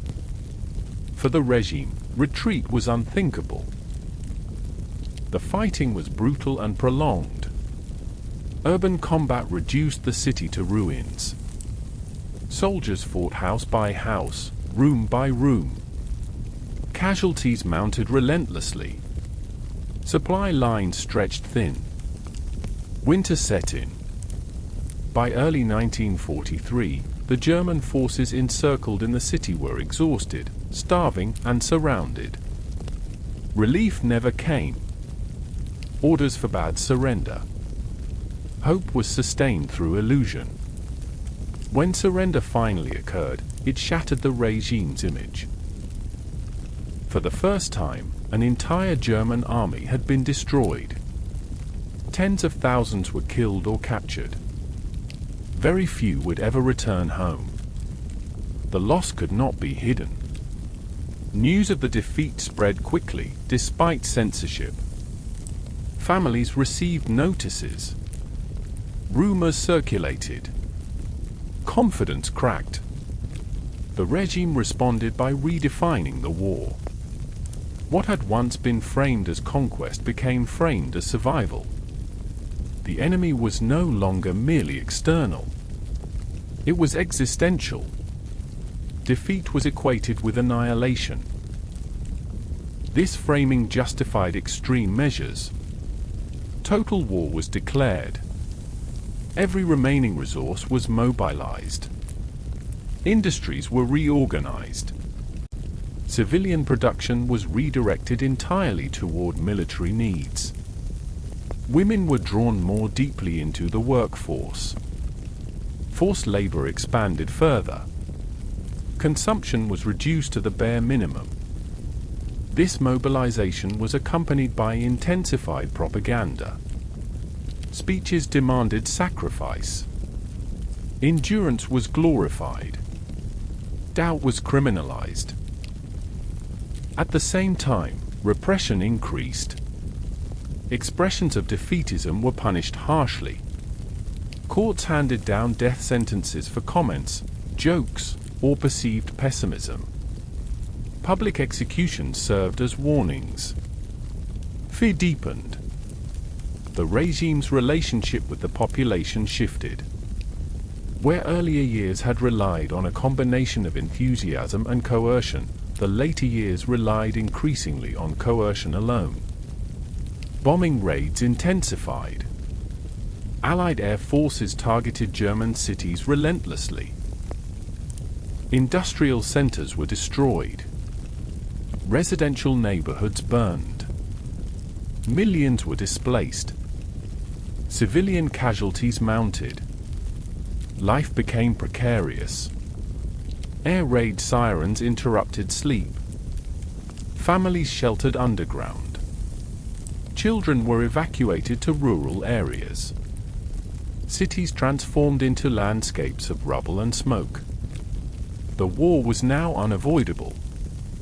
These raids undermined morale, but they also hardened resolve for some. Propaganda framed bombing as evidence of enemy cruelty. Survival itself became resistance. The population was encouraged to endure rather than question. Meanwhile, conditions at the front deteriorated further. German forces retreated across vast territories. Supply shortages worsened. Equipment was lost. Casualties mounted. Replacement troops were younger and less trained. Discipline tightened. Desertion and retreat were punished severely. Military justice grew ruthless. Executions increased. Fear replaced cohesion. This environment intensified brutality against civilians. As territories were lost, the regime implemented scorched earth policies. Infrastructure was destroyed. Resources denied to the enemy. Civilians were displaced forcibly. Violence escalated. At the same time, mass murder continued unabated. Even as military defeat loomed, the regime prioritized killing. Resources were diverted from the war effort to sustain deportations and extermination. Trains carried victims rather than supplies. Killing centers continued operations. This prioritization reveals the depth of ideological commitment. Destruction was not a byproduct of war. It was a central objective. The contradiction was stark. A regime fighting for survival continued to expend energy on annihilation rather than defense. This choice accelerated collapse. Inside Germany, social cohesion frayed. Loss touched nearly every family. Grief became pervasive. Public mourning was controlled. Private despair grew. Faith in leadership eroded, but fear prevented open expression. People spoke in whispers. Trust diminished further. Some hoped for collapse. Others feared what would follow. Uncertainty dominated. The regime responded with denial. Victory was promised repeatedly. New weapons were announced. Turning points were claimed. Reality diverged sharply from rhetoric. This divergence strained credibility. Yet even as belief waned, compliance often remained. The cost of defiance was too high. Survival required conformity. The declaration of total war marked the regime's final phase. It abandoned any remaining pretense of moderation. Everything was expendable. Cities, lives, futures. This phase also exposed the hollowness of earlier promises. The national community fractured under pressure. Privilege eroded. Scarcity leveled differences. Inclusion offered diminishing returns. What remained was fear and exhaustion. As fronts collapsed and Allied forces advanced from east and west, the regime's grip weakened. Authority became localized. Chaos spread.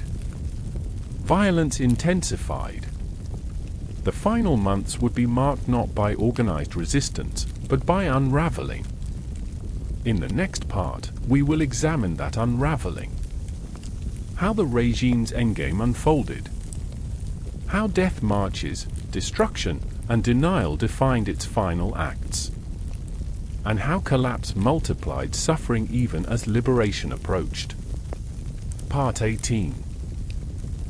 Bombing, collapse, and atrocities endgame. By late 1944 and early 1945, Nazi Germany was no longer a functioning state in any meaningful sense. It was a collapsing system held together by fear, denial, and inertia. Military defeat was inevitable. Cities lay in ruins. Supply lines were broken. Authority fractured. Yet even in collapse, the regime continued to inflict immense suffering. This final phase revealed the full extent of the system's moral inversion. As Allied forces advanced from both east and west, German cities experienced relentless bombing. Industrial centers, transportation hubs, and residential areas were devastated. Entire neighborhoods vanished overnight. Fires raged uncontrollably. Millions were displaced. Civilian casualties mounted into the hundreds of thousands. For those living through it, daily life became a cycle of disruption and survival.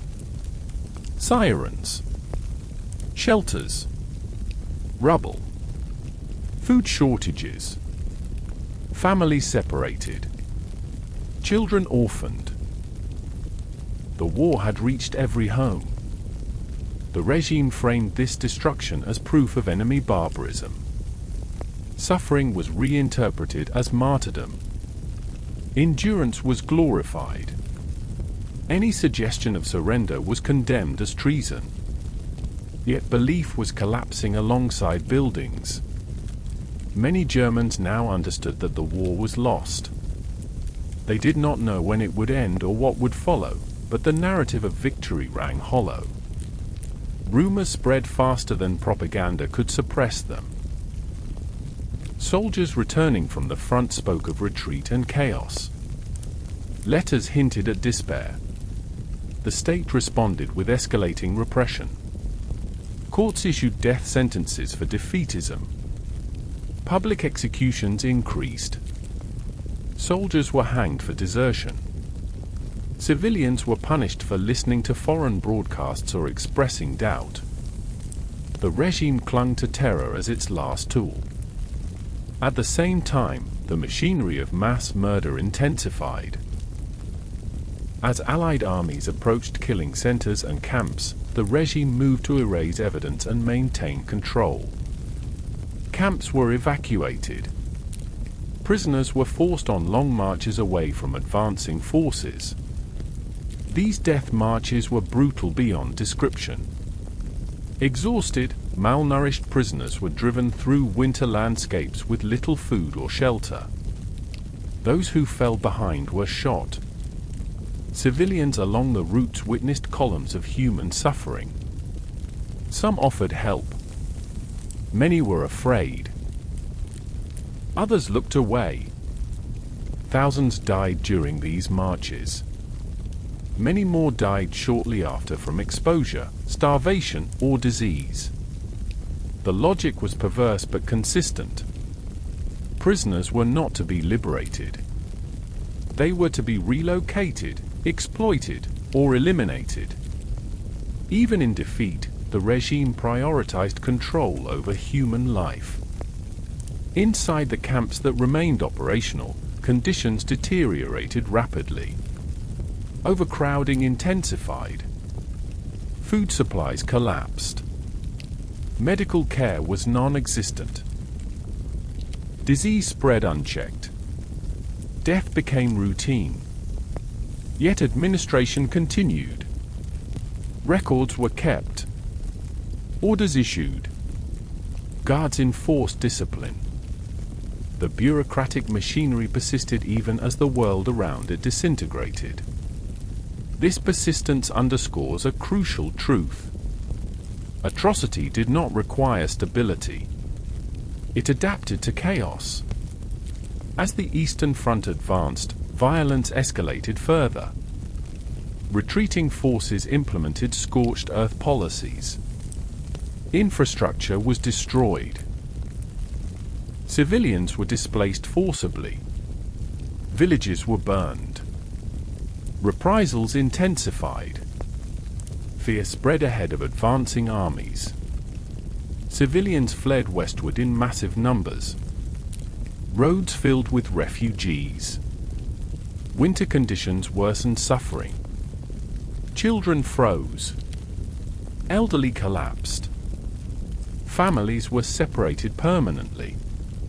The regime offered little assistance. Resources were scarce. Priorities lay elsewhere. Survival became individual rather than collective. Within Germany's leadership, denial hardened. Despite overwhelming evidence of defeat, orders continued to demand resistance to the last. Fantasies of reversal persisted. Imagined weapons and final stands were invoked. Reality was rejected. This refusal to confront defeat magnified destruction. Cities were declared fortresses and ordered to resist regardless of civilian cost. Fighting occurred amid ruins. Civilians were caught between advancing forces and retreating defenders. Casualties multiplied unnecessarily. The endgame revealed the regime's ultimate contempt for life, including that of its own population. Preservation of power and ideology outweighed survival itself. As Allied forces liberated camps, the scale of atrocity became visible. Liberators encountered emaciated survivors. Piles of bodies. Mass graves. Evidence of systematic murder.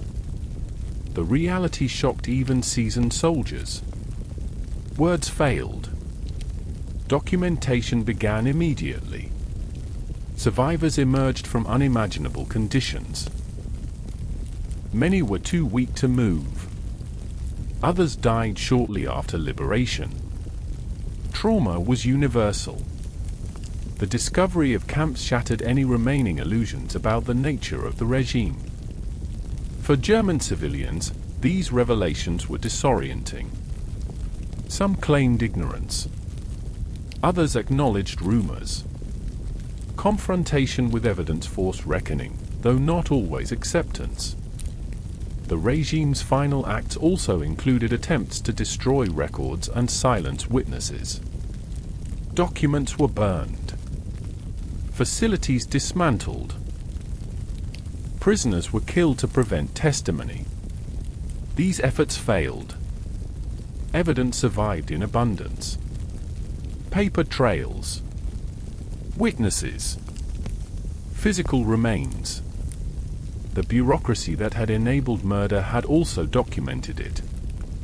As Allied forces entered Germany proper, authority collapsed unevenly. Some local officials fled. Others surrendered. Some continued to enforce orders despite futility. Chaos reigned. In some places, violence intensified as discipline broke down. In others, quiet surrender spared lives. Outcomes varied widely. The final days were marked by confusion and desperation. Civilians hid in cellars.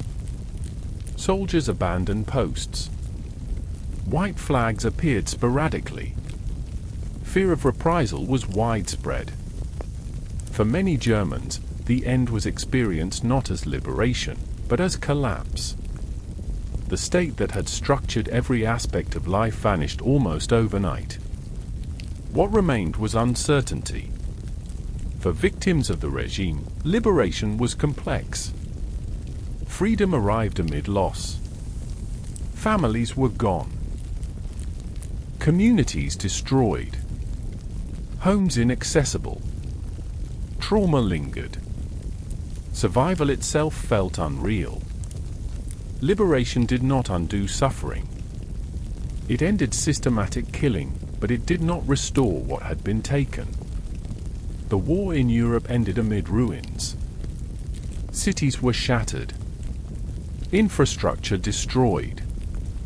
Millions were displaced. Economies collapsed. Hunger and disease persisted. The scale of devastation was immense. Yet amid this destruction, a fundamental transformation had occurred. The regime that had promised order had delivered annihilation. Its ideology lay exposed by its consequences. Part 18 marks the end of the regime's operational life, but not the end of its impact. The collapse raised urgent questions. Who was responsible? How justice would be pursued? How societies would rebuild? How memory would be shaped? These questions would define the years that followed. In the next part, we will move into the immediate aftermath. The formal defeat. The trials. The efforts to confront, explain, and judge what had happened. And the difficult process of rebuilding in the shadow of unprecedented crime. Part 19, 1945, Defeat, Liberation, and Reckoning. The end of Nazi Germany did not arrive as a single moment of clarity or relief. It arrived unevenly, painfully, and chaotically. In some places, liberation came suddenly. In others, it followed weeks of fear, violence, and uncertainty. For millions, the collapse of the regime did not feel like an ending at all, but the beginning of an entirely new and unfamiliar struggle. Germany surrendered in May 1945. The war in Europe was over. The regime that had promised renewal lay in ruins. Yet defeat did not immediately bring understanding, accountability, or healing. It brought questions, confusion, hunger, displacement, and a reckoning that would unfold over decades. Liberation meant different things to different people. For those imprisoned in camps, liberation was both salvation and shock. Survivors emerged from conditions so extreme that freedom itself was disorienting. Many were too weak to walk. Some could not comprehend that guards were gone. Others died days or weeks after liberation, their bodies unable to recover from prolonged starvation and disease. Survivors faced the devastating realization that their families were gone. Homes destroyed or occupied. Communities erased. Liberation ended systematic killing, but it did not restore lives.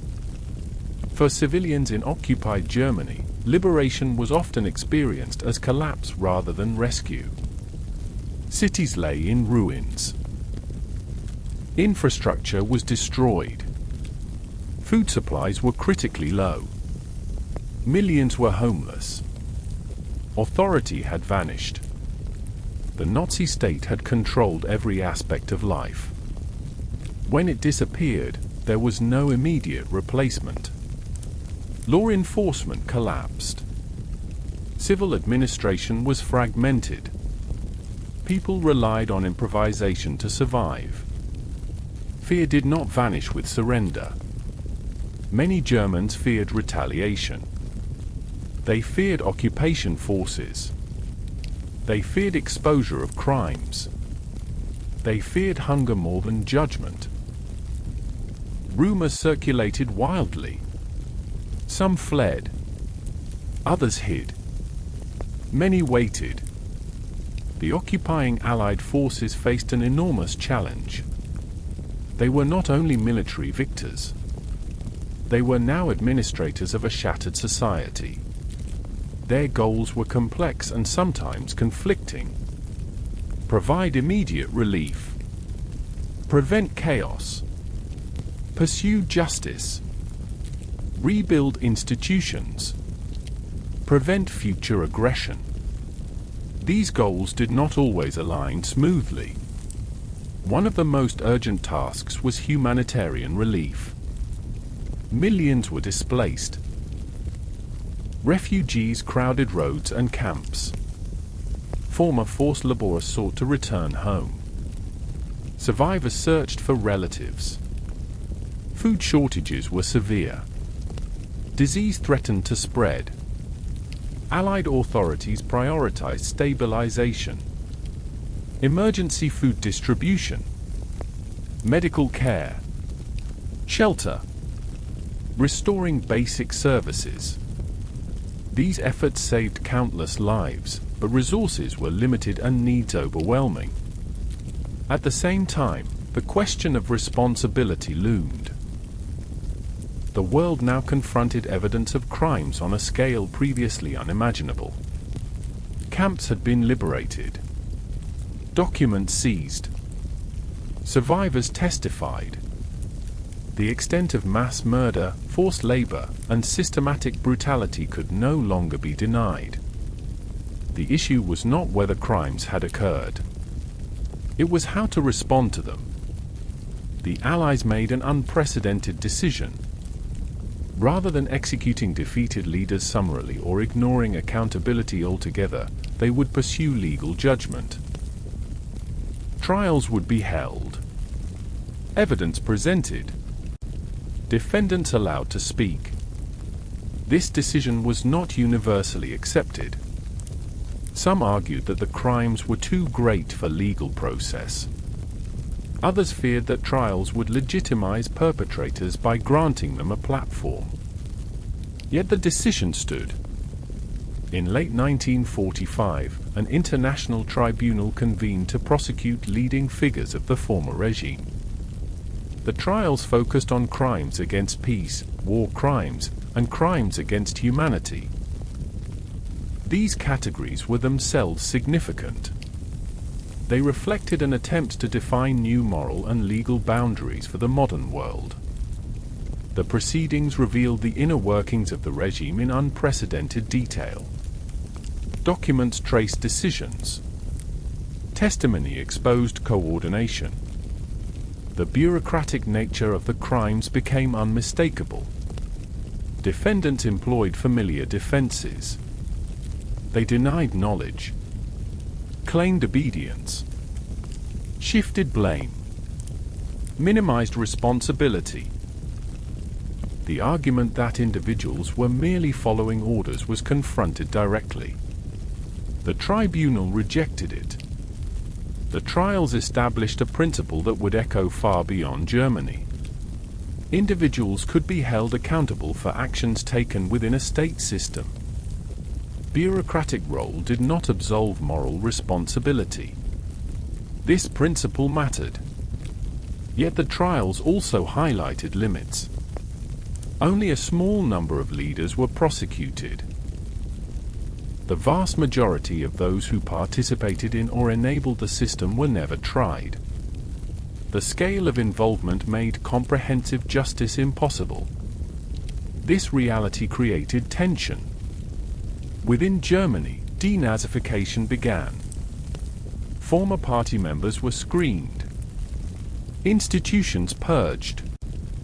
Symbols removed. Education restructured. The goal was to dismantle the ideological foundations of the regime and prevent its return. In practice, denazification was uneven.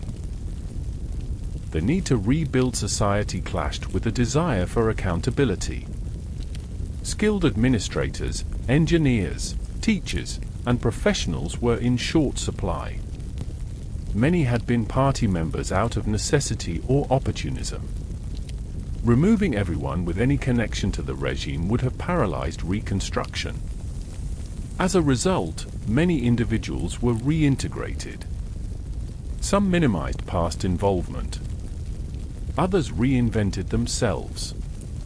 Silence became a survival strategy. This process shaped post-war memory profoundly. In the immediate aftermath, many Germans framed themselves primarily as victims of bombing, of displacement, of hunger, of dictatorship. This narrative was not entirely false. Suffering had been widespread, but it was incomplete. The focus on German suffering often eclipsed acknowledgement of German responsibility. Conversations about guilt were uncomfortable. Many preferred to emphasize coercion rather than participation. The distinction between victim and perpetrator blurred. This ambiguity persisted for years. Survivors of persecution faced immense challenges.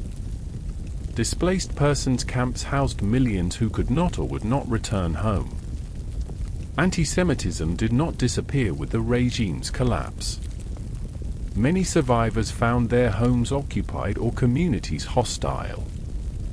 For Jewish survivors, the realization was devastating. Europe no longer felt like a home. Entire cultures had been erased. Migration became the only option for many. The emotional toll was immense. Trauma was widespread but rarely addressed. Psychological wounds were invisible. Silence prevailed. People focused on rebuilding rather than reflection. Yet the questions remained. How had this happened? Who was responsible? How could it be prevented from happening again? These questions would resurface repeatedly in the decades that followed. The immediate post-war years were marked by contradiction. Reconstruction alongside denial. Justice alongside compromise. Memory alongside forgetting. Germany itself was reshaped politically. Divided into zones. New governments formed. Ideological lines hardened. The legacy of the regime became entangled with emerging global tensions. In this context, confronting the past was often postponed. Economic recovery took priority. Stability mattered. Memory could wait. But memory did not disappear. Documents survived. Survivors spoke. Younger generations asked questions. The narrative of ignorance began to fracture under scrutiny. Part 19 marks a transition rather than a conclusion. The regime was gone. Its structures dismantled. Its leaders defeated. Yet its impact remained embedded in lives, landscapes, and institutions. Defeat ended the killing, but it did not end the consequences. In the final part, we will step back and examine the long shadow left behind. How memory was shaped and reshaped. How denial gave way to confrontation. And how the legacy of Nazi Germany continues to influence politics, ethics, and responsibility today. Part 20, Aftermath, Memory, and the Long Shadow. The defeat of Nazi Germany ended a regime, but it did not end its influence. The collapse of the state in 1945 marked only the beginning of a long and uneven process of reckoning. What followed was not a single moral awakening, but decades of struggle over memory, responsibility, denial, and meaning. The legacy of Nazi Germany did not fade quietly into history. It lingered, shaped by silence as much as by testimony, by forgetting as much as by remembrance. The shadow was long because the damage was deep. In the immediate post-war years, survival took precedence over reflection. Cities lay in ruins. Food was scarce. Millions were displaced. Families were fractured. The priority was rebuilding homes, infrastructure, and basic order. Moral reckoning felt abstract compared to hunger and cold. This focus on reconstruction shaped early memory. For many Germans, the war was remembered primarily through personal loss. Bombed cities, dead relatives, captivity, displacement. These experiences were real and traumatic.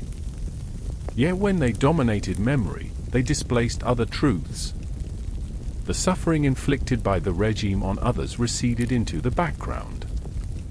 This imbalance mattered. The early narrative that took hold in much of German society emphasized victimhood under dictatorship rather than participation in it. Many described themselves as coerced, misled, or powerless. Responsibility was assigned upward, to a small circle of leaders. Ordinary people were framed as passive. This framing was comforting. It allowed society to move forward without confronting the full extent of complicity.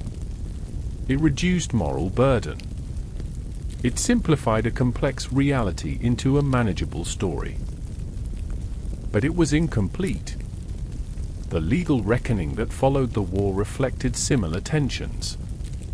High-level trials prosecuted major figures and established critical principles of accountability. Yet the scale of crimes far exceeded the scope of justice. Millions had participated directly or indirectly. Courts could not address that reality fully. As a result, most perpetrators returned to ordinary life. Former officials became administrators again. Teachers returned to classrooms. Judges resumed careers. Many avoided scrutiny. Others minimized their roles. Silence became normalized. This silence shaped institutions. Education in the early post-war years often avoided deep engagement with recent crimes. Textbooks were cautious. Teachers were hesitant.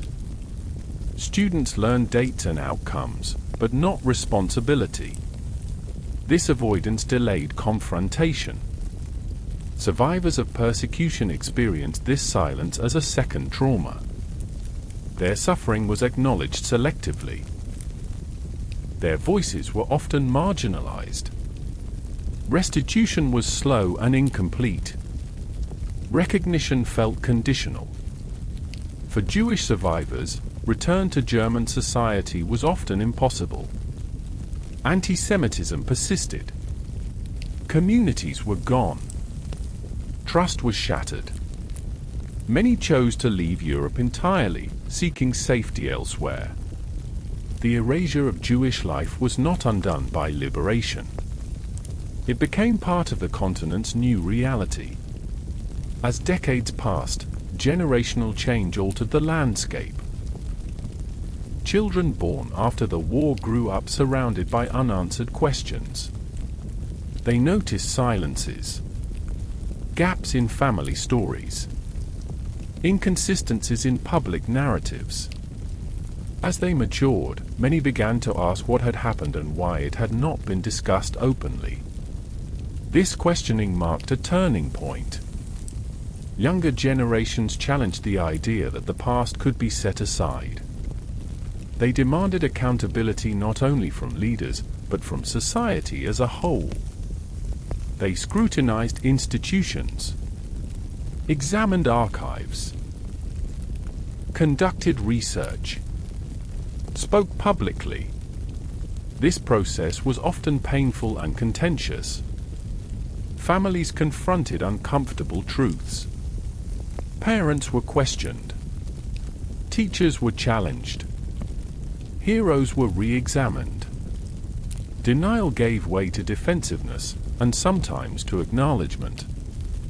Public memory began to change. Monuments shifted in purpose. From celebration to commemoration. From victory to warning. Sites of atrocity were preserved not as relics, but as reminders. Education emphasized responsibility alongside history. This transformation did not occur overnight. It unfolded unevenly, shaped by politics, culture, and international context. Different regions confronted the past at different paces. Some resisted longer than others. Yet over time, a broader consensus emerged. Nazi Germany was not an aberration imposed from outside. It was a regime that grew within a society, using its institutions, norms, and compliance. Understanding this did not mean collective guilt in a simplistic sense. It meant collective responsibility to remember honestly. This distinction mattered. Memory became a civic obligation rather than a private choice. Commemoration was institutionalized. Education emphasized critical engagement. Public discourse acknowledged complexity without relativizing crime. At the same time, memory remained contested.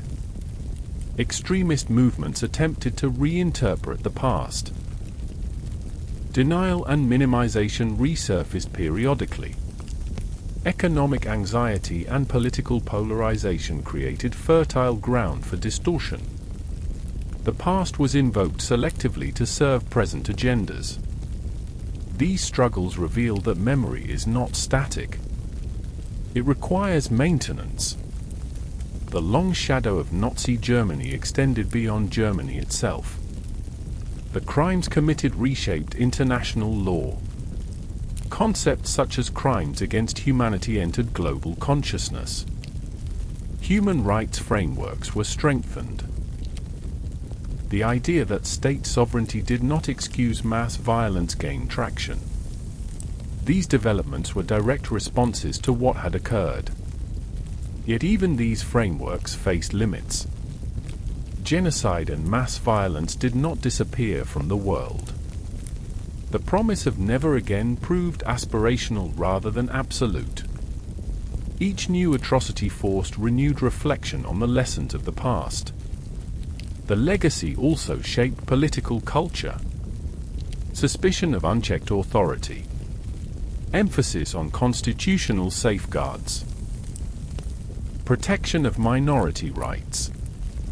These principles became central to post-war democratic identity, particularly in Germany. They were not abstract ideals. They were defenses forged from experience.